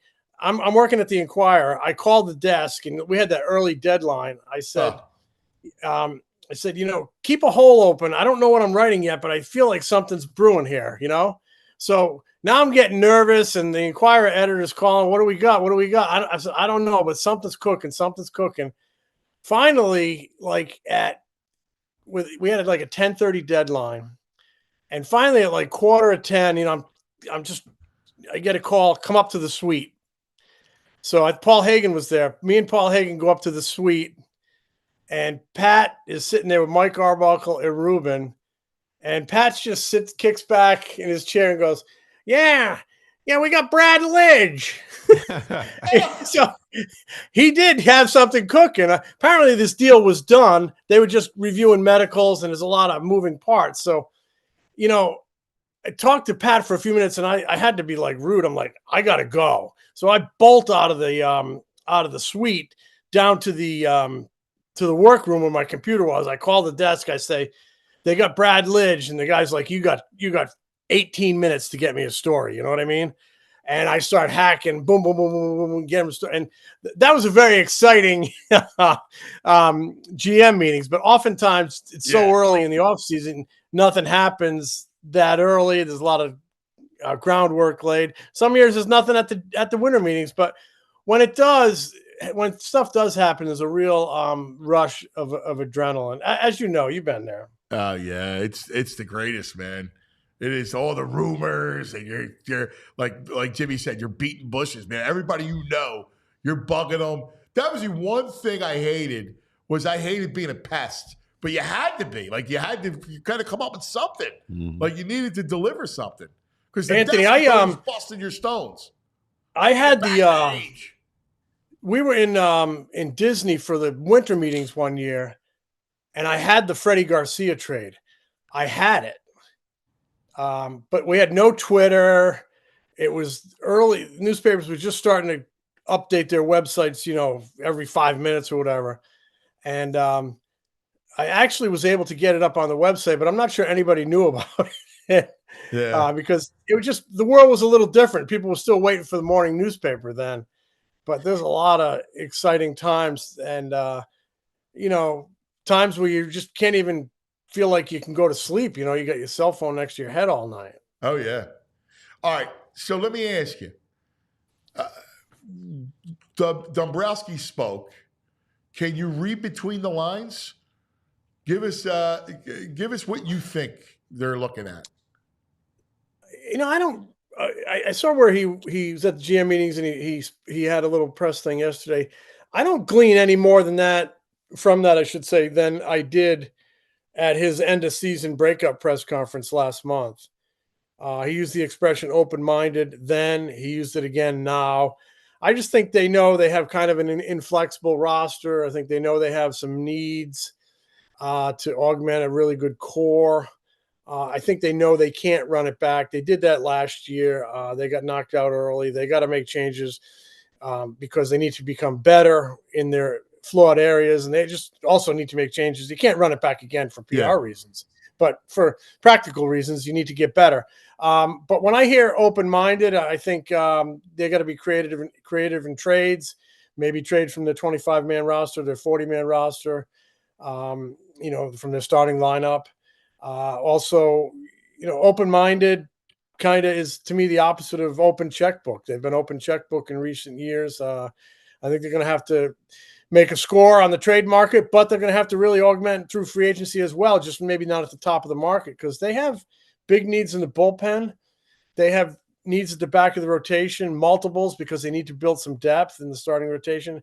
And they have, to me, a big need in left field. They need to put a bat out there. So I think they might be – they're certainly open to trading a young player with upside, an Alec Boehm, a Stott, a Ranger Suarez. I think you have to listen on all those guys. Then there's the usual suspects that we think could be trade candidates, like a Castellanos, who has been over the last couple of years. So we'll see what happens. I know, they need to bring some they need to upgrade some areas, and it could be through the trade avenue as much as free agency. Yeah, I mean, I think you almost have to identify a guy that's getting paid a lot of money that you could trade for, that, because you're the one that could take on the salary. I mean, listen, everybody's asking about Soto, and I think he goes back to New York or he goes to the Mets. I don't know what your read is. My read is, I spoke with this at length with John Marks yesterday. I think he goes to one of the New York teams. I think the Phillies will do their due diligence, but it just, where their payroll is. I mean, they already, with their commitments right now for 2025, they project to be over the second luxury tax. With just kind of the moves they need to make, they're going to be over the third luxury tax. To bring in a guy like that, you're going to be over the fourth luxury tax, paying massive penalties, taking a bite out of the draft, the international money. And I just don't think this is high on his list. But, the Phillies have two $300 million players, and this guy's going to be double that. I know. I just don't see how it works. I don't see how it works for this team. I don't either. I mean, listen, it would be interesting because you would have Harper, Schwarber, and Soto, all lefties. But, I just don't see fiscally. I don't see it at all. And I agree with you because I keep hearing that he goes back to one of the New York teams. I don't. He goes back to the Yankees or the Mets, because the Mets, they're going to look to make a huge splash, and they would look like they want to go after him. So I don't see how they could even be in the game for him. And they'll be in the game just because they're a big market team. Boris will make sure they're in it, and they need to make sure they're in it because you have to do your due diligence. But you just can't play at the top of the end of the market every year. And push comes to shove, I really feel like I said, we all were like, wow, Bryce Harper, $330 million. This guy could be twice that. Yeah. You're saying, I'm looking at estimates right now, Jim. 13 years, 600 mils, the estimate right now. Yeah. So I don't feel it happening in Philadelphia, just for a lot of reasons. Dave Dombrowski has come on, like you mentioned, read between the lines. He continually says, I don't think we need another star player. And they've brought in a lot of stars over the last few years. Yeah. They don't. They need some modifications around the edges. They might need a piece in their core. That might mean subtracting somebody that's young and has some upside. But they need to change the mix. Need to get some more contact in that lineup, a little less swing and miss, a little less chase. And they need some pitching depth. They need two bullpen arms. So I just don't. I don't feel Soto happening here, so we'll see. Jim, speaking of the pitching depth, they've been tied. There's a report out there. Scherzer and Verlander on one-year deals, and they're pretty cheap. The estimate Scherzer, they're saying 16 mil, Verlander 12 mil. You have any interest in either of those guys for depth? Yeah, especially if it's back-end depth, which at this stage of their career it would be. And Dave Dombrowski has a history with both guys. Yep. Verlander in Detroit, Scherzer in Detroit. He traded for Scherzer, and I think he drafted Verlander, brought Verlander to the majors. Yeah, I'd have an interest in a one-year deal on a lot of guys. So yeah, I'd keep an eye on those guys. Bieber's out there. I think he won't be ready till the middle of summer, though, coming off Tommy John. Yeah, he'd be an interesting guy. There's a ton of them. Walker Buehler, but after his postseason performance, I got to think he's going to get multiple years. Yeah. But, Flaherty, he's not really a back end guy, but I'd have interest in him. but they need to bring in multiples for that back end. So, but they really need pitching, bullpen, back end, left field. They get for 90+ win teams, they have a lot of areas they need to address. It's interesting. I keep trying to figure out the guy who I would target because I've been going through rosters. I think next week or the week after, I'll throw some names at you because who's right? And the other thing, you brought up Castellanos. I just don't know what kind of value that he has because of the money. Yeah, I agree with you. I mean, last year they floated his name out there. There was really no interest. He was owed $60 million. And we know about how inconsistent he can be, though. This year he put together 4 really good months for this team and helped carry it when it was struggling. The money's $20 million less now, so he's owed $40 million. So maybe you never know. They might have to eat some, but I look at a guy like Bohm as having the most value. Yeah, I think he's a good player. He had a little tough spell when he got hurt. Drove in 97 runs, and in one of those months, he only drove in 3 runs. So I still think he's a good player who's getting better, and as he gets more consistent, he'll even be better than that. But he's the guy with some value. I think you have to listen on him. Stott's got value. You have to listen on him. I think Ranger would have some value, though. You might be selling a little bit low because of his problems, and you do have pitching depth issues. So maybe it's not the smartest thing to do something like that. But I think you have to, they talk about thinking out of the box and see what you can bring back a year before free agency on a guy like that. So I do expect them to make moves in the free agent market, though not at the top end. And I do expect them to make some type of a trade and shake things up a little bit. Yeah. You guys have any interest in Hoffman? They're saying like 4 years, $44 million. Look, he really did a great job for the Phillies, and I think the Phillies did a great job for him. He really benefited from some of their pitching coaches and finding himself after kind of a rocky road. But I don't know that they're going to want to commit that long and that much. I wouldn't. Now I'm ready to move on from. I would not do that. that. I mean, he struggled in the postseason. I think that probably would give them some pause. Yeah. I think they might think they could get Estevez on a shorter deal. Yep. And that might be the route they go. So, we shall see. There's also talk about Hoffman going back and trying to start again. I read that. I don't know if that could intrigue the Phillies, but the Phillies got a good book on him. They know him. Yeah. I guess he's got the same agency as Ronaldo Lopez, and they transitioned him as a starter. Yeah. That's right. Ronaldo Lopez. I have more interest in him as a starter than I do bringing him back as a reliever. Yeah. Clay Holmes. I just need some. Because you like Clay Holmes? He's all right. I mean, he's another guy. Yeah. I like Holmes. I like Blake Trinan, though he's had injury issues, but he looked really good in the postseason. I mean, I got some names here. I look at, a guy like Kirby Yates. I'm not saying he has to close. I mean, he's like 39 years old, but he might be. You're gonna need guys in the 7th and 8th too. I know. Yeah. You're right. They're gonna need somebody, a right-hander. So he could be a guy they might take a peek at. Who else? Like I said, Clay Holmes. By the way, I don't know about Kenley Jansen. Diehard. Real quick, Jimmy, thanks to our diehards for all your support. We love you. All the stuff that we do here on PHLY. Thank you. All right. Always. I'm sorry. Go ahead, Jimmy. No, I'm just kind of throwing out names.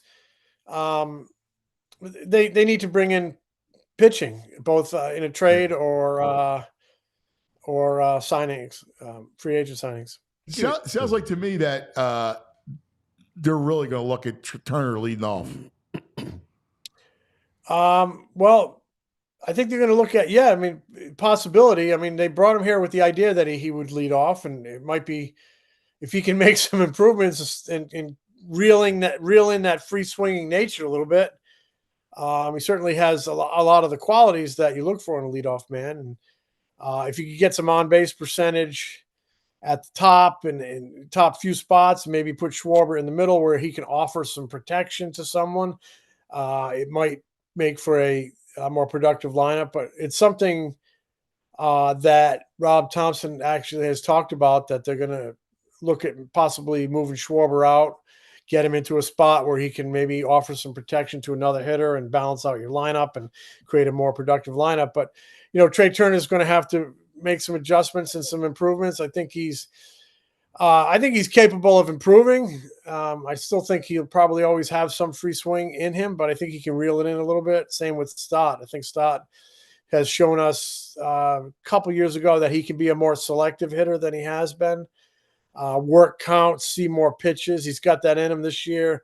He didn't show that as much. So I think one of the real big keys to this team improving, especially in the areas they're looking to improve on offense, is those two guys getting more out of Turner, more consistency, getting better at bats from him and Stott. So some of these improvements in terms of batting order lineup could be from within if those guys can tweak it a little bit. And I think they both have the aptitude to do so. Yeah, I'm with you. Jimmy, great stuff, my brother. Always fun catching up. We'll be catching up all winter. Who do you got on the Eagles this weekend? They're going to. Eagles by 32. I mean, Eagles. 32. This could be a fun. First of all, today was all Eagles Cowboys, and it felt so good. We had Pat McLoone on. Pat's on every Thursday, and he does the headlines of the week. He did a whole theme, Eagles Cowboys, and it got me so fired up. Like, it still goes back into the soul of this town, that game. And the fact is that they got Eagles Cowboys, and then in a quick turnaround, Eagles Washington is. Oh, that's the game. I mean, it's going to be incredible. 2 of those games in 5 days. It's going to be fun. Ooh, that Thursday night game, that's going to be a big one. Yeah. Even Jimmy's looking ahead. I'm taking the Cowboys for granted. I think Golden Richards is on the injured list, so they might have a chance. Do you know who Golden Richards is? No, I don't remember Golden Richards he was a receiver, and he had the long blonde locks coming out of his helmet. Right, Jimmy? Yeah, and Robert Newhouse, I think, is maybe coming back this weekend. I loved Robert Newhouse. He was a running back, Robert Newhouse. I'll translate eyes for the young guys. Thank you. He had the big legs. Pre-Bill Bates long hair? Bill Bates, yeah. He was the special teams. Bill Bates was a special teams maniac. Yeah, I hated that Golden guy. Richards. Jimmy and I remember because we were little kids on Thanksgiving Day, Golden Richards had a game. And I remember, we hated that. Like, we watched every Thanksgiving, we all watched, right? But we watched with the intent of rooting against the Cowboys. He looks like Mark Wahlberg, Invincible. Yeah. Yeah. That's a good one. Yeah. The Cowboys were on every Thanksgiving, and I'd go to my cousin's house, and they were Cowboys fans. I'm like, why are you Cowboys fans? You live in New England. They're everywhere. People love the Cowboys. Like roaches. They are. Roaches is right. That's right. Jimmy, we love you, buddy. Thanks, pal. All right. All right, man. The great Jim Salisbury. Look at that gun. He's giving me the gun. I love it. All right. There's a food item that's come across our. I know. I knew you were going to say this. So what is it? All right, I'll bring it up. Yeah, I'll bring it up. We want to get your take on this thing. It's a new pizza. I have to hold back, cuz it's a new pizza, you know how it gets right? with pizza, guys. You know, it's a festive pizza. Yeah. Should I do the box first? Yeah, do the box first. All right, we'll do the box. Look at it. All right. Here's the box. Little Thanksgiving pie. Oh, dude. That's horrible. Little Thanksgiving pizza. Oh, my God. It's terrible. What are they doing to your pizza? It's terrible. Here's the turkey does not belong on pizza. It's got roasted turkey, green beans, crispy onions, dried cranberries, and a gravy drizzle on a Detroit-style crust. Gravy drizzle. Woo! Yeah. That is so offensive. This is why you can't skip Thanksgiving. That is such a travesty, a curse against pizza. Don't call it pizza. You want to go flatbread? Call it a flatbread. Call it something. Del Giorno, you should be ashamed of yourself. Don't take the vowel. off the end of Del Giorno and call it Del Giorn. So we can buy this at a supermarket right now. Yeah, I might have to bring one in. Eat one I would eat it. I would eat it. Yeah. You guys are crazy. I'd eat that. Give it a shot. Get it nice and crispy. I would not test cuz on that one. Just missing a little stuffing. Because I will get it back and I will destroy that pizza. It's a stuffing crust. That's gross. Gross. It's pathetic. Listen, I'm anti-pilgrim. Right? I do like the pilgrim. Anti-pilgrims? I know everybody loves the pilgrim. Not on the pizza, but in a hoagie or whatever you want to call a sandwich. I'm in. All right. Our friend of the show, too. He's like with you, just trying to scoot on by Thanksgiving. He put up a picture on Instagram last night. Johnny Marks decided to decorate his house for Christmas. All that's left is ornaments on a tree. It's 80 degrees I love it. on November 6th. November and he's 7th. putting up a Christmas village picture on his Instagram. That's no violation. It's not a violation. That's violation. It's not a violation. 100% violation. Man, we're not even a week from Thanksgiving, Halloween, are we? Come on. Listen, Christmas makes you feel good. All right. So does Thanksgiving. Wait, okay. Do you like Thanksgiving though? I love Thanksgiving. Okay. We do a turkey bowl. I'm a big fan Football of Thanksgiving. day. No, listen, turkey I like bowl. a real pilgrim. He doesn't eat turkey. It's a football game. Right. He doesn't eat a turkey bowl. He's no turkey. What on do you do for Thanksgiving. Thanksgiving since you don't eat turkey? No, they make turkey. My wife and my sister, they do the thing. They'll make the turkey and all that stuff. Do you do a I don't steak? eat. No, we do lasagna or manicotti or ravioli or gnocchi. So when are you guys decorating? So I got the stuff that we're getting rid of the house ready to go. Got your holiday cup ready to go. I love the holiday. I love the holiday cup. You know what it is too? I feel good with it. You listen to carols yet? Is it too early for carols? No, I actually like, because if you watch football, like I watch every second, right? Yeah. There's all kinds of commercials already started. The stores are all decorated. They're I know all it. started. Yeah. Like, I love it. You do? I love it. Man. I love it. And listen, you can melt Thanksgiving in with Christmas. It's all the holidays. No. See, I'm used to this because in Colombia, like they start decorations start coming out. They start breaking out some of the music. It starts in September. I love it. Feel good. Anything. Listen, you go Halloween, and then you could do a Thanksgiving Christmas blend. I just love Thanksgiving food, I was up in the burbs earlier this week, and there was already a house up there that was like, I need lights, the blow-ups, the everything. Why are you hating on Christmas? Going on. You gotta have Thanksgiving. No, it's not too early. I'm still eating Halloween candy. So what? Exactly. Like, come on. Wait, first of all, what's the Thanksgiving decoration? You throw a turkey up there? The cornucopia. The cornucopia. Acorns. Who likes acorns and cornucopia? Come on, man. That's it. Pumpkins. That's so horrible. I love a pumpkin. You could trans some gourds. You could do some pink. Well, you could do some pumpkin, some gourds, and roll into the Christmas. They're cousins. They're not. No. The one cousin needs some time to breathe. Yeah. Let Thanksgiving have its time. You're skipping right through it. What is it? Day before Thanksgiving. It's just a pumpkin and autumnal stuff. It's autumnal, yes. Yes. So what do you hate about autumnal? First of all, the leaves are turning. Listen, I love that. But that's half of Halloween. The pumpkin's part of Halloween, no?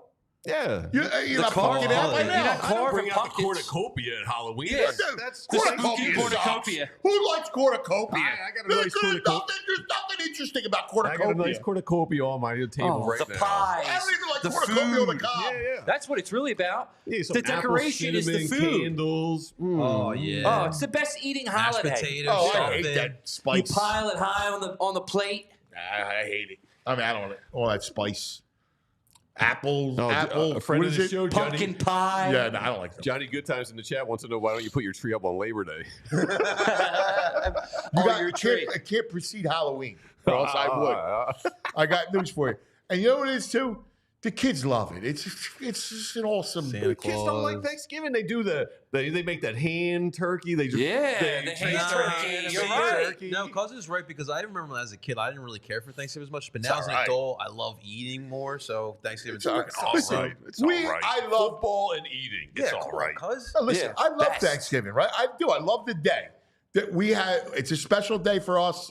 We've been playing the Turkey Bowl for, 30 years. We go to Marconi Park on Oregon Avenue. I know where it is. We play every year. Now the kids grow up. I mean, it's amazing. Now Anthony and Massimo are first-round picks. A quarterback and the high school player, right? It's great. And then we go to Stokes, the Stokes Sports Bar. Oh, yeah. We watched the first half of the Lions game. Joe Ben gets the kids. All the kids are there, so it's all my friends. There's probably 30 of us. They go to McDonald's and get the stuff for the kids to eat. We drink, watch the Lions, and then we go home and eat. That sounds like a great Thanksgiving. It is a great That's day. a great But in the holiday. middle of Christmas season, you do Thanksgiving. The house is all decorated. You're listening to Bob Hope and Mariah Carey. Then you go have Thanksgiving. I'm not listening to Bob Hope. Bob Hope. What are you talking about? See, you do the dinner, you Big get all Crosby. fat, and then you put on "It's a Wonderful Life," and then you get into the season of Christmas. We'll decorate the house Black Friday. We would decorate it on Thanksgiving I thought you were morning. decorating before, like Johnny Marks. No, but I got no problem with Johnny Marks. I love it. Growing up, we would him decorate too, Thanksgiving morning. No, That was I the know thing. you love. I'm talking about. I love the idea of it. Too early for the village. The kids. You don't have kids. The kids things a piece of. My dogs love Christmas. I mean, they don't want me decorating this early. Gotta get I him a love new the bone. furry parents. What's that? You got to get him a new bone. Yeah. Yeah, cuz. You don't have kids. You Not don't have yet, kids. no. I got a little puppy. It matters. All right. Why you got to be Grinches? We're You're not trying to the rush these, Thanksgiving cuz. Grinch. This isn't a Chip Kelly hurry up offense, cuz. We're trying to slow things down, right? Yeah. We're trying to call play-by-play. Cornucopia. What the frig with cornucopia? I love a cornucopia. What do you like about it? Beautiful. Oh, the way they look, they're beautiful. They are yeah. beautiful. The hell You're outta right. here. The harvested, Yeah, the full gourds. of a bounty. A bounty, cornucopia yeah, with it a just bounty of shows food the, in it. the success of the year. I'm out. All right. I think back. You got me thinking about Thanksgiving now. My family, what they would do, so they would have all the turkey, the gigantic turkey, all that stuff. Make all those sides that everybody ate. Nobody ate. Nobody in my family ate it. But they would make the soup, scapel soup, which was a great soup. Oh, yeah. With a rolled, it was like a crepe, and they would roll it, and it was in a chicken broth, and they would put locatelli cheese. It was delicious. Oh, Right? that sounds They would do fabulous. the big pasta dish. And then at night, they would break out all the lunch meat. So you would have salami and prosciutto and all the cheeses and a big thing of nuts and chocolate. And they would sit there for hours. They would play cards. It was like a whole thing. Sounds great. They ate Sounds fun, too. I remember being a kid, and my cousin and I'd be like, how could they eat? Yeah. They would another meal would have around 8, 9, 10 o'clock. Crazy. After all the desserts, right? It was crazy. They would eat early and then they would eat again.